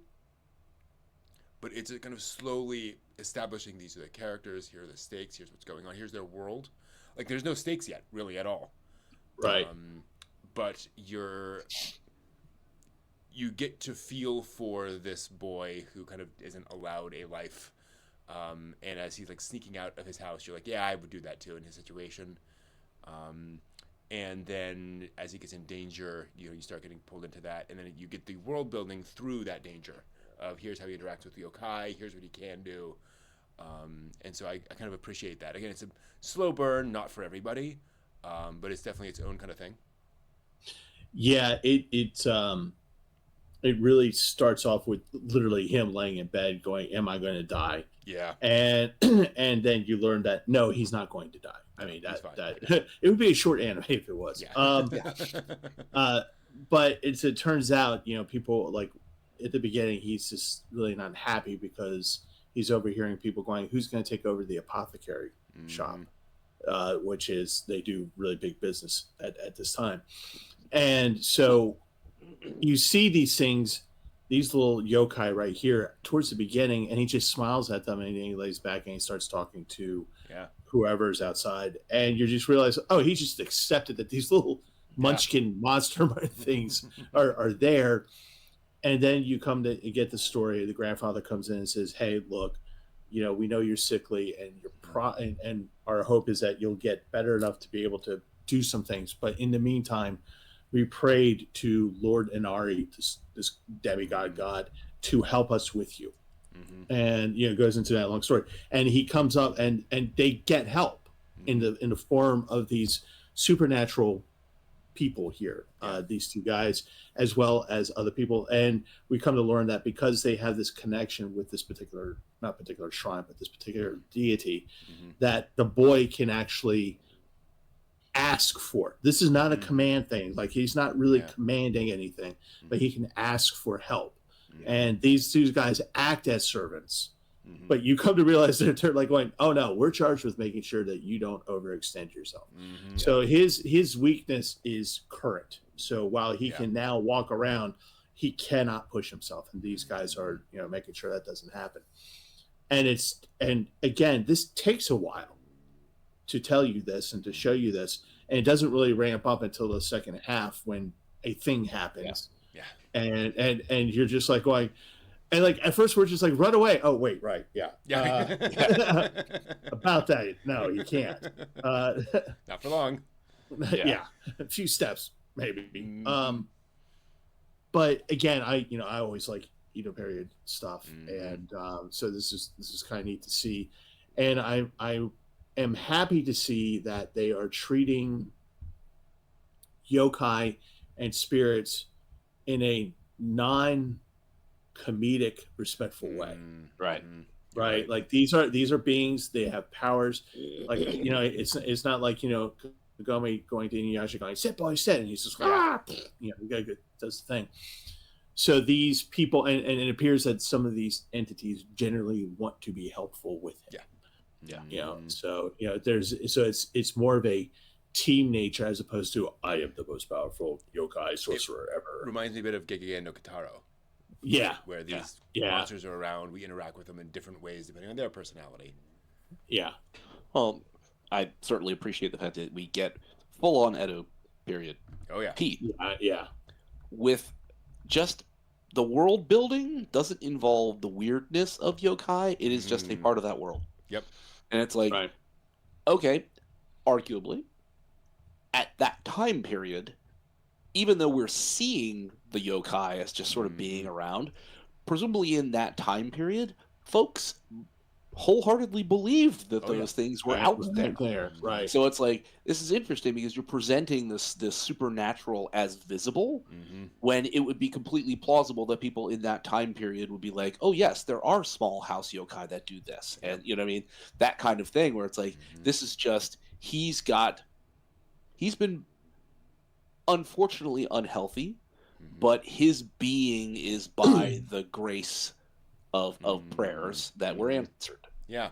So that gives him, more ability to have interaction with yokai. It feels like than most. I know the grandfather brings the two helpers to watch over him and to assist him. So obviously, the family connection through prayer has led to that. But nobody else seems to, blink an eye when there's little yokais go into the stalls and stuff. It's a very normal thing. And I'm like, thank you. It's not a weird interaction. It's not a surprising and scary interaction. It's like, oh, it's just every day.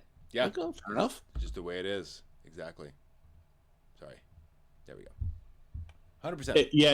Yeah. This we see so many charms made in anime where you're just give it and there's no power behind it. Here it's like if someone gives you a charm, oh thank you. Yeah. There's actual power behind it.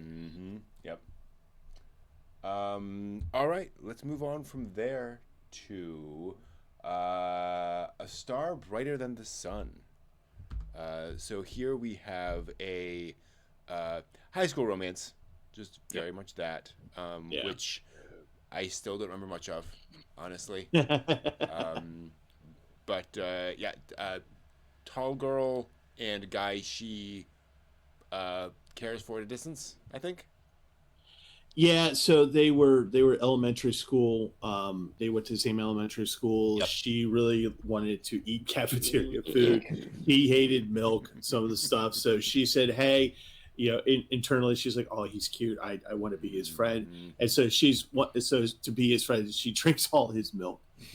and so the joke, and I'm putting that in quotations, is that she's very tall, very athletic, very strong.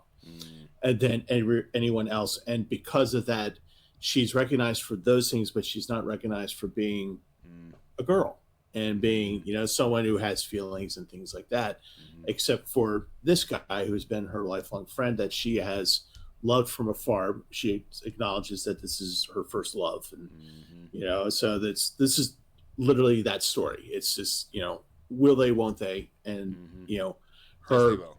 problem. Yeah, right.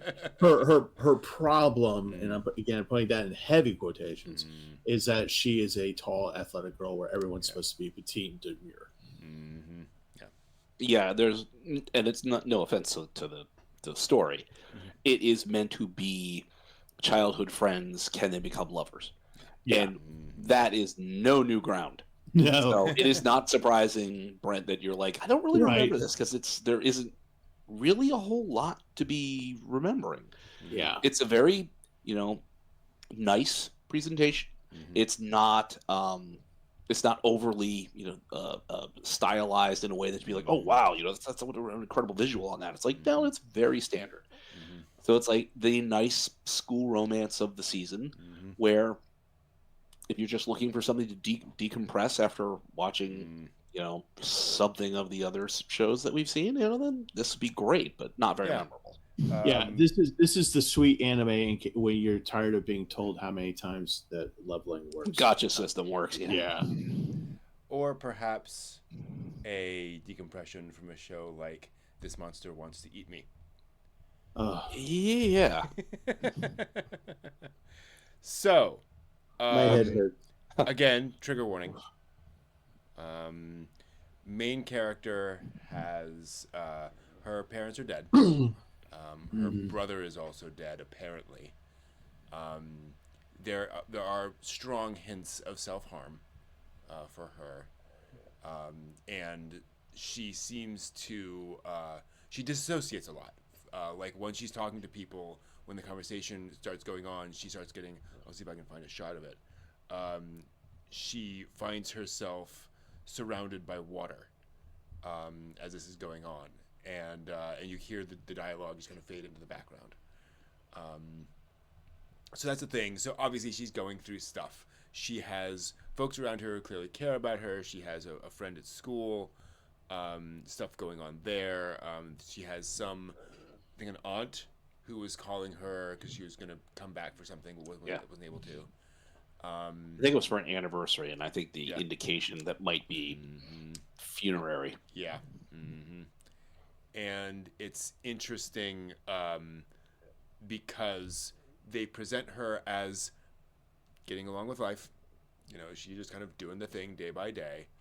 And then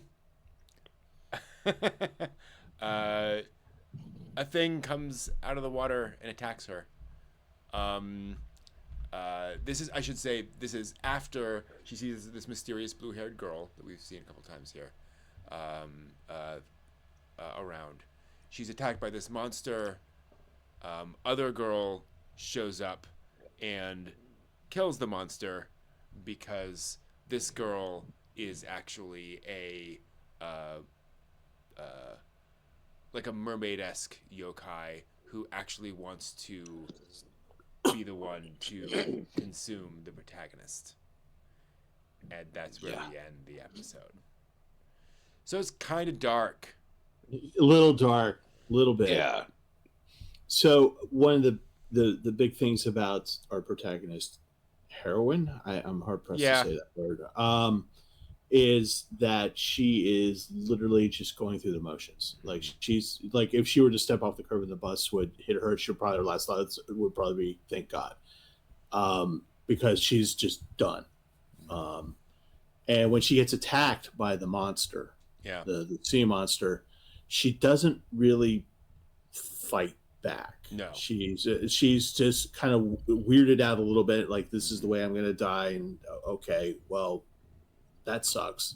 But there's no attempt to escape or anything like that. Yeah, I don't even think she screams. Right? Yeah, she just looks kind of at it, and this is like, yeah, like shocked and surprised. That look. That's about it. And when the beautiful mermaid, comes up to her and says, I'm going to be the one that devours you. And the other girl's just like, okay. and literally, I mean, that's kind of what it is. And, so this whole series can end any number of ways, but it just seems all of them bad. But, basically at the end of it, she just, it's, what was it? Misery. It's just, it's not even being hit by with a 2x4 of misery. It's just that you go through this and you're just like, even watching it, you're just like, you know what? I do want this to end. Yeah. You know, I fine, end it, please. So I kind of noped out at a certain point, and because I was just like, it's just going to end with either her thankfully being devoured by the mermaid, or the mermaid says, no, I'm not going to do it because I love you, and then she goes, okay, too bad, and does it herself. And you know, that kind of, I don't think there's any good ending here, unless it goes totally into the fantastical, which I give it on this first episode. I mean, it's gonna happen. We were saying, I'm sure they will, you know, they will decide at the end that, oh, she wants life. Right. That's not at all where the direction that this is going in. Yeah, it feels like starting at the bottom of the well to be like, oh no, we'll tell a story that, you know, shows reaching to the heights. But it's like, if you get people who are like, ah, man, this is just dark. Yeah. It's hard to see that you're going to want to hold on to the ride. To further that metaphor, they start at the bottom of the well and they just swim around the bottom for the entire first episode. No upward motion, and it's just like, you know, I want to see some movement. So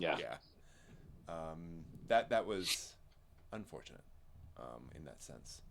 What was fortunate, and probably the big surprise of the season, was Tojima, who wants to be Kamen Rider. Oh my god! Yeah. So, how to explain this show? Tojima is a young boy who really loves Kamen Rider. Loved it when he was a kid. Was his favorite thing. Just spent all sorts of time. See if I can find it. Watching Kamen Rider as a kid is very much his thing. There we go. Very Deku. And so he decided he's going to be Kamen Rider. That's going to be his thing. And so he trains hard, and then has a situation in his high school, I think. I think it's high school. Here's where it gets interesting, because this is clearly presented as like 70s, 80s era high school. In terms of like the clothing, the style. Somebody says, like, don't you know, like half of the members of our school are all in a gang, of one gang or another. Which is very much a trope of that era, but also like that's Golden Age Kamen Rider.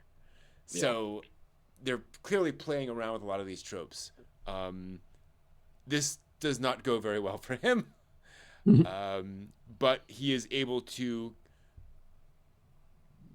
live out that fantasy momentarily. Time passes. Momentarily. Very momentarily. Time passes. He goes to a festival, finds out that there are gangs who are performing petty crimes, but using the style of the villains from Kamen Rider. So you often see this in various crimes, you know, that some weird trait that they take to be different, and that triggers him because he happens to be there for one of these events, and he becomes Kamen Rider.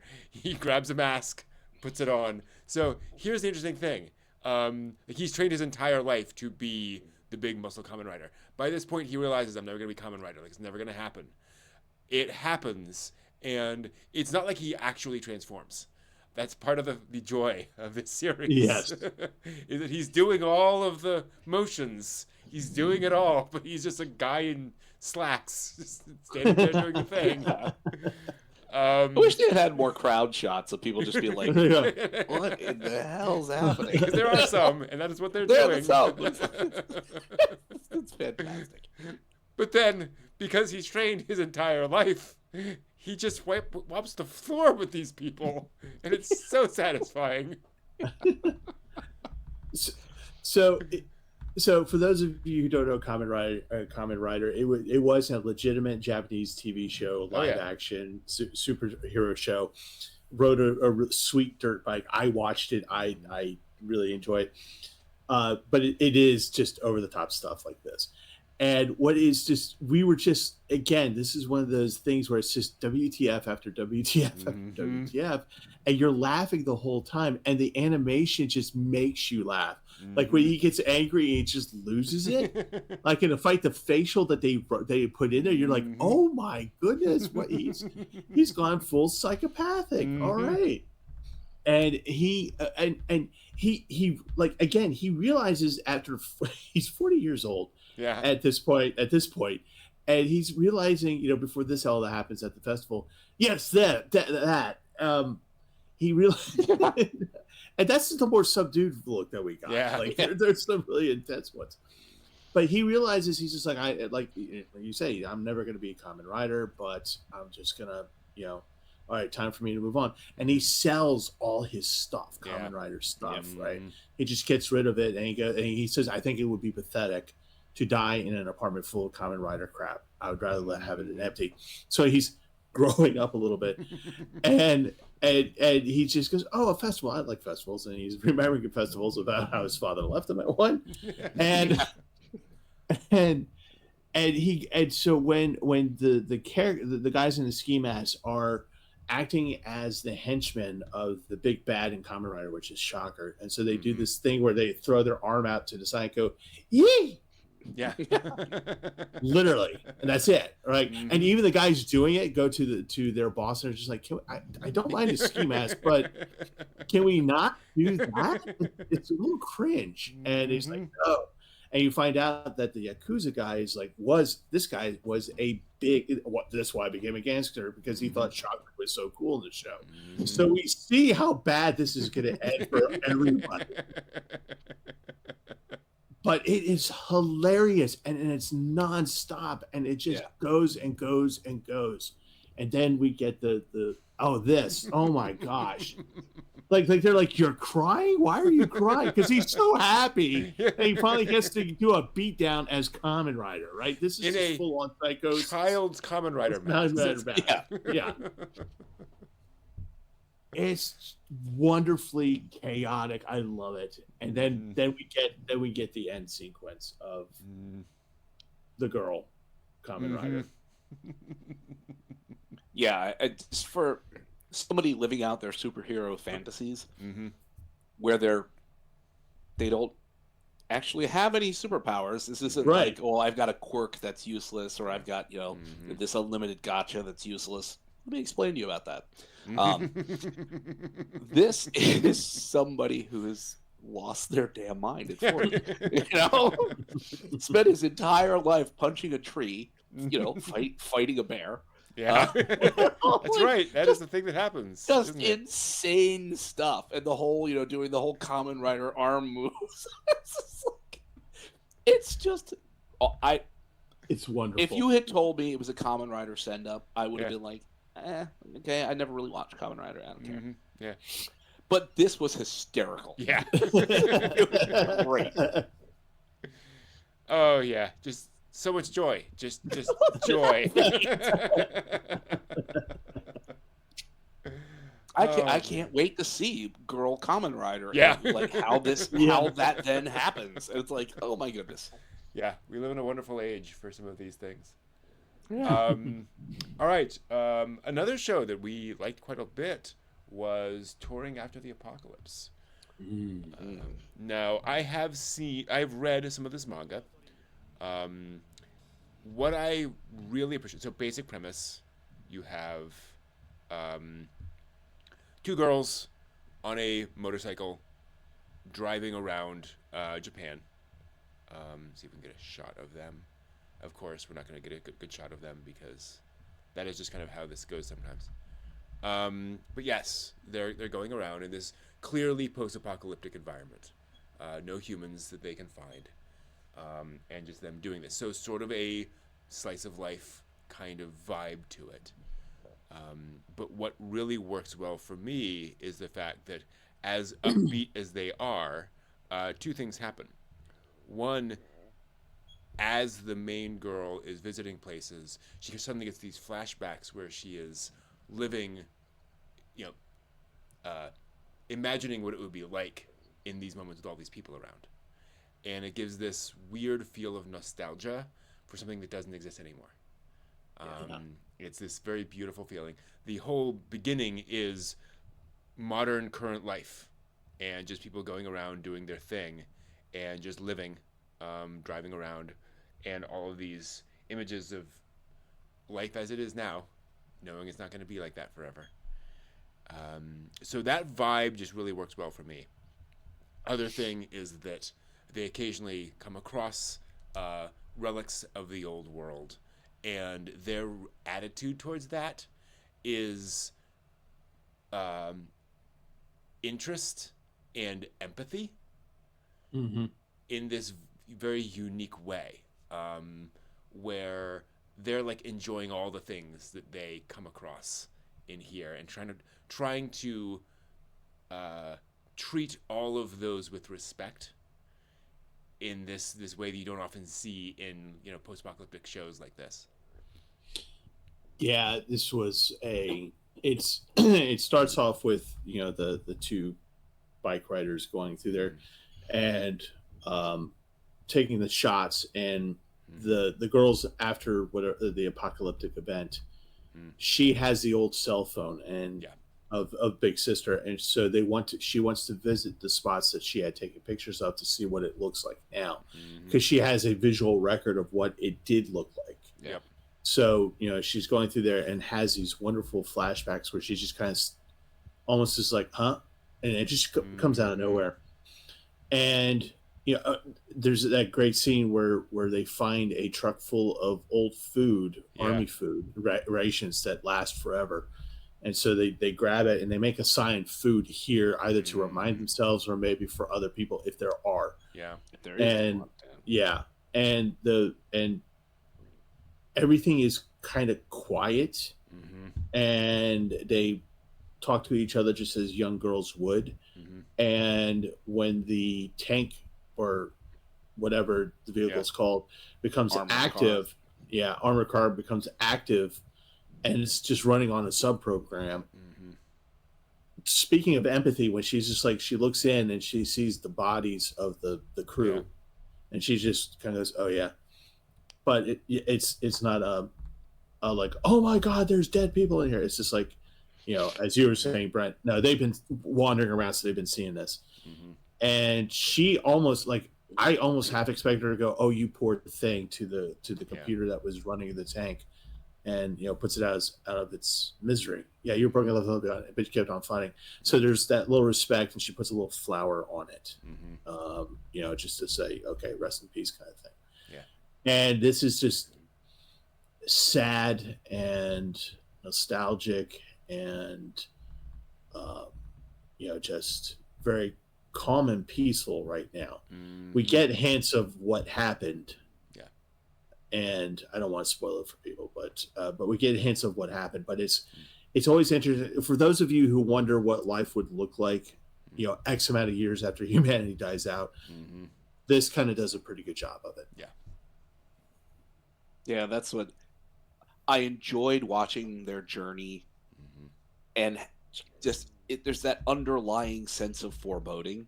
Yeah, because nothing, other than the armored car going nuts on them, nothing's really gone wrong. Right. They've charged up the e-bike. Things are okay. The roads aren't in great condition. Little whoops, look out, there's a hole.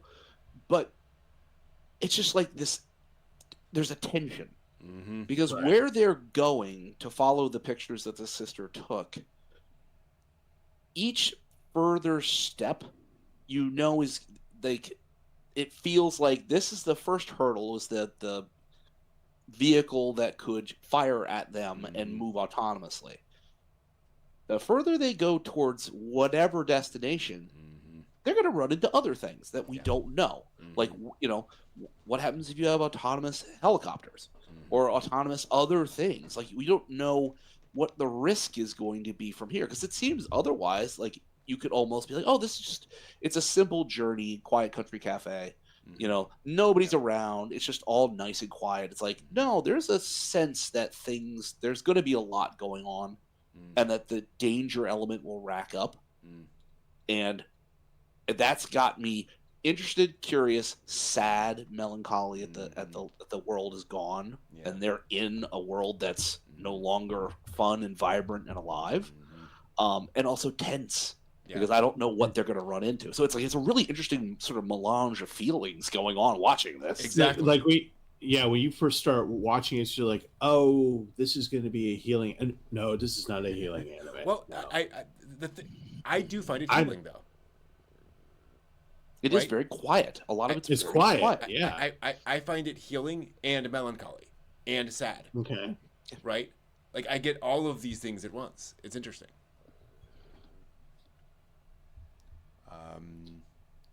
A show that was less healing, but that we still quite liked was Wandance.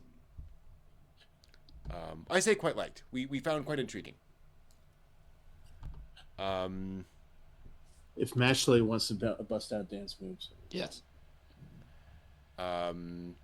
So this is about an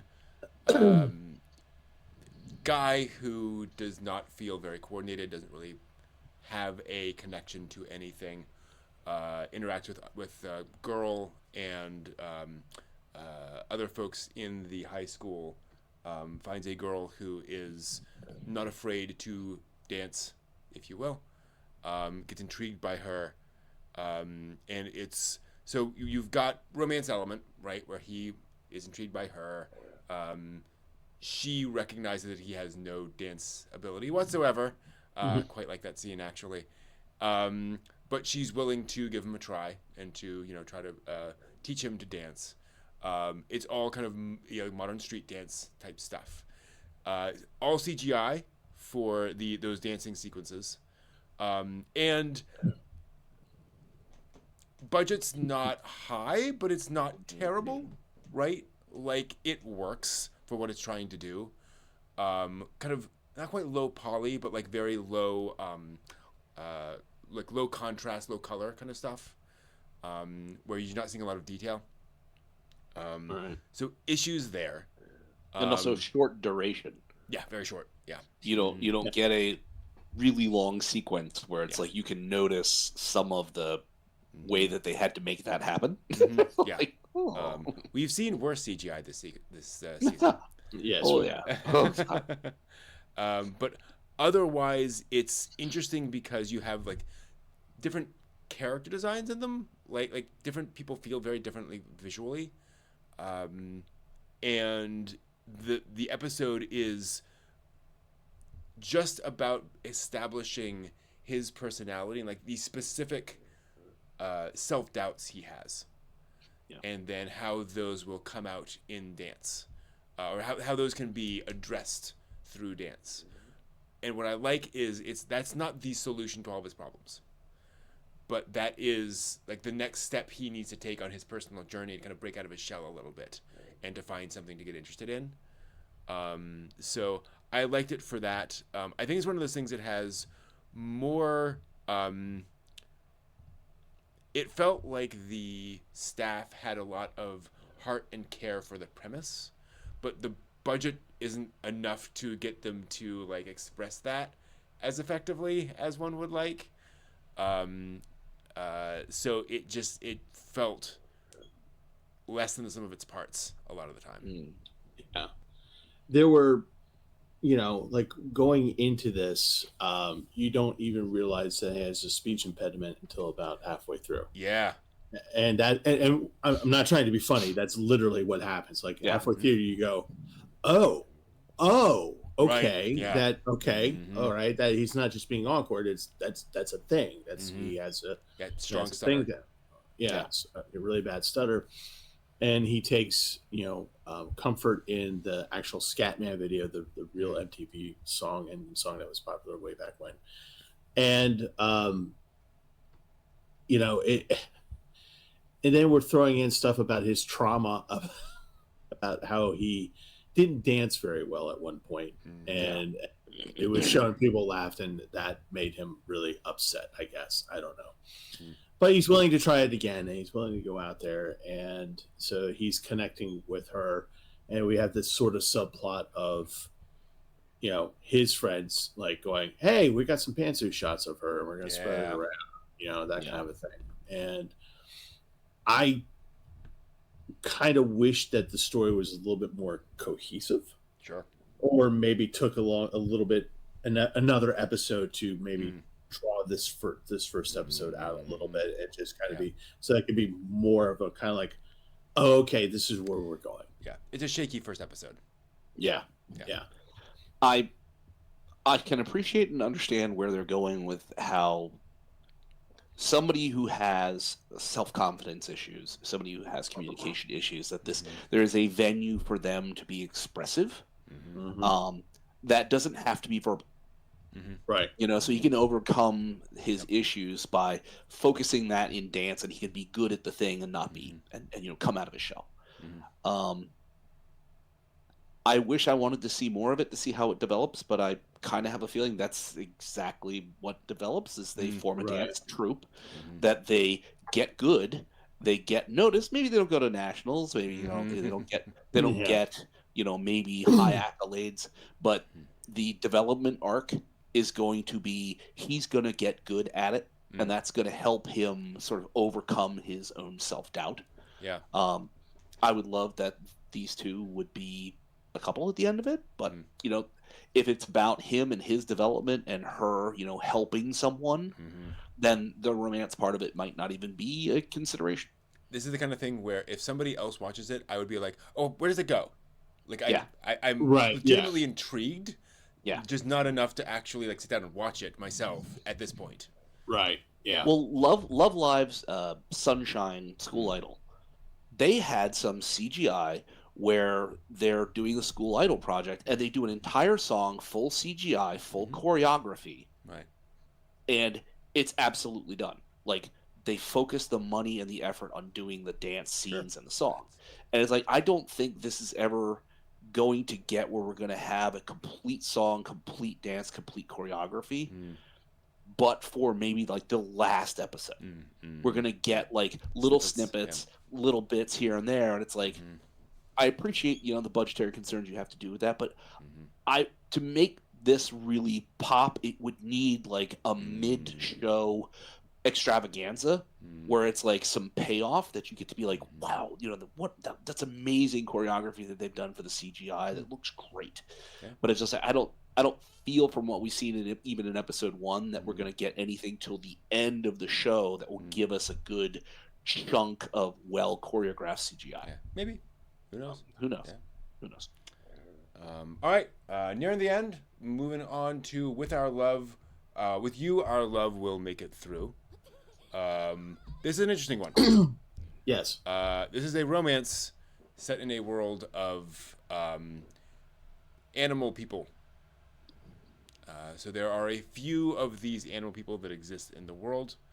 It is very much shoujo romance anime, but where the guy is a blue dog, who is standing there doing the thing. So there's also some intriguing world building around the fact that these animal people are all like they seem to live in this walled off area where they're not allowed out unless in special cases. There's information. There's a reference to the fact that they were the results of some experiments in the past. So curious, that adds to some curiosity. Otherwise, like it is hitting all the shoujo romance tropes. And again, I am not complaining. It characters are cute. They're hitting their marks. It's really nice and fun that way. The thing is, it's racism, right? Like this is the thing they're dealing with here, and so it's very unusual to see an anime series dealing with that this clearly, even though it's kind of a metaphor. But it's very much like other kids are teasing him a lot. Other kids are causing issues with him a lot that he just kind of has to take because he doesn't want to cause a scene. So you're getting that wrapped into your sparkly shoujo romance anime, which is an interesting mix. Yeah, it was. It doesn't quite hit you with the 2x4, but it's like Mm. you watch this and you're just like, oh yeah, this is about you know being different and Mm-hmm. how a lot of people are going to treat you as such in a society that is like Japan, which is very homogeneous. Mm-hmm. Where it's just this is not a place where there's a whole. It's not like for better or for worse, other places that have multiple cultures Yeah, inside not of very it. diverse. Yeah, yeah, yeah. And so when when this guy shows up, the dog shows up, and it's a fun shoujo moment because she's trying to get over the wall, and he's just like, "Oh, let me help you." And she's like, "Oh my god, it's one of the beast guys!" And Yeah. the thing happens, but it's a beast guy. It's the blue dog guy, and you're like, okay, you have to wrap your head around that Yeah. a little bit, and it just accept that, Mm-hmm. and you come to find out a little bit more world building where he's just like he's been accepted to be able to come to this school Mm-hmm. on a limited pass. Every night he has to go home back to this walled off city, and there's this relationship that happens between the two of them, and they're very open towards each other. Yeah. And there's no like overcoming the racism to be together. No, they're like it's a shoujo romance, so they're just trying to navigate the romance. They don't really care about the other stuff. Yeah, no. And it ends on a such an odd and weird and provocative note that you're just like, Yeah. like the other shows, but more so you're just kind of like going, okay, yeah, I'm gonna have to watch the next episode. Yeah, 'cause I figure what's going to to happen. I need to know what's gonna happen here. Yeah. I'm glad you brought that up because that is a not quite a trigger warning, but it's a shocker. Yes. Yeah. Mm-hmm. And I think as we discussed, we were watching it. It's like they really steamroll overcoming the boundaries or the dividing lines Mm-hmm. very quickly between her and Wolf Boy. Mm-hmm. Everybody else has got some kind of snarky thing to say, or is very biased towards the beast folk. And she is very open-minded, and they very quickly progress to being very close. Mm-hmm. Which I think I had said I kind of expected that, but over they might be that close by episode 5. Yeah. And then moving on from that, but it's like looking at the intro and outro credits and stuff.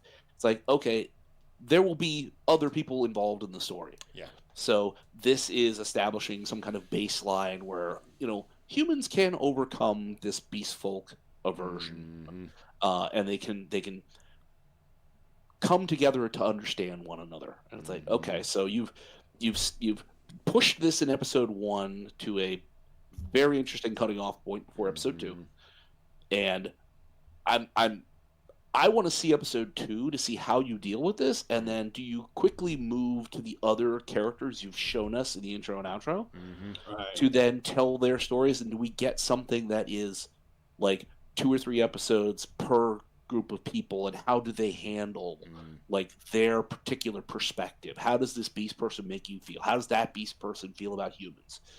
And then it just kind of builds up to the final episode where it's like it's a happy party for everybody. Or has this got enough emotional maturity and depth to have human and beast folk person hate each other absolutely and be in conflict, not necessarily physically violent, but just have it not be hand holding and everybody singing in the sunshine? Will it be emotionally mature enough to deal with what happens when they just doesn't get together? So I'm gonna have to watch a little bit more of this. Okay. Cool. Yeah. And let's finish up with Yano-kun's Ordinary Days. So Poor guy. this was really again, surprise, fun little show. So high school romance with a boy who is incredibly accident prone, just absurdly accident prone. I think this is kind of that's a perfect shot. Yep. It's just one thing after another. And this is what we were doing basically the entire episode, because what's lovely is this is just kind of his life, she's increasingly worried about him, and so you know, over time she's like, oh, let me help you, let me, you know, kind of be your personal nurse, more or less. And so a lot of the humor is just these things that happen to him that he keeps having issues with. The big one of the big jokes is that she hears there was an accident involving a truck, and so he's in the hospital, so she runs to the hospital and to find out what's going on, and turns out he's okay, even though she was very worried about him. Basically, he tried to escape the truck, and he escaped the truck, but the problem is, he ran too fast and just bounced off a concrete wall. That's just kind of Yano Kun's life. Yeah. So what's neat about it is it does have this interesting art style to it, where again, very flat in terms of the number of colors and things, but it has this, I don't know, elegance to that of the lines and the characters, which I think really helps the show a lot. Despite being kind of a very on the nose comedy, right? Like, Yeah. here's the joke. We're gonna do this joke, you know, in various permutations, and it's funny all the way through. But I think it helps elevate the show a little bit. And I don't know, they managed to make this thing funny throughout the entire thing. Actually, I'm just realizing what I appreciate is, like, by the end of the episode, she's like, I want to help you. I want to be with you, making sure you aren't constantly dying. So, like, we get to that point quickly. So there's not a question of will they, won't they in that sense. They're already, you know, in a committed sort of friend relationship.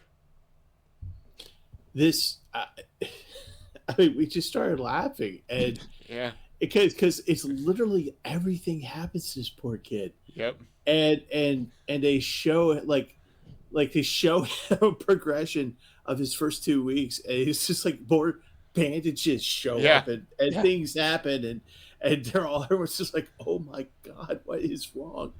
And they get to the point where it's just like, you don't think it's at home, like she's with her best friend, you don't think it's domestic violence, do you? Well, let's follow him just to make sure. And they follow him, and it's just one thing after another, and he's just walking into stuff's falling on him, and you know, like a bag just right in his face, and he just nonchalantly goes, oh, okay, yeah, just that happened, I'm gonna keep on going.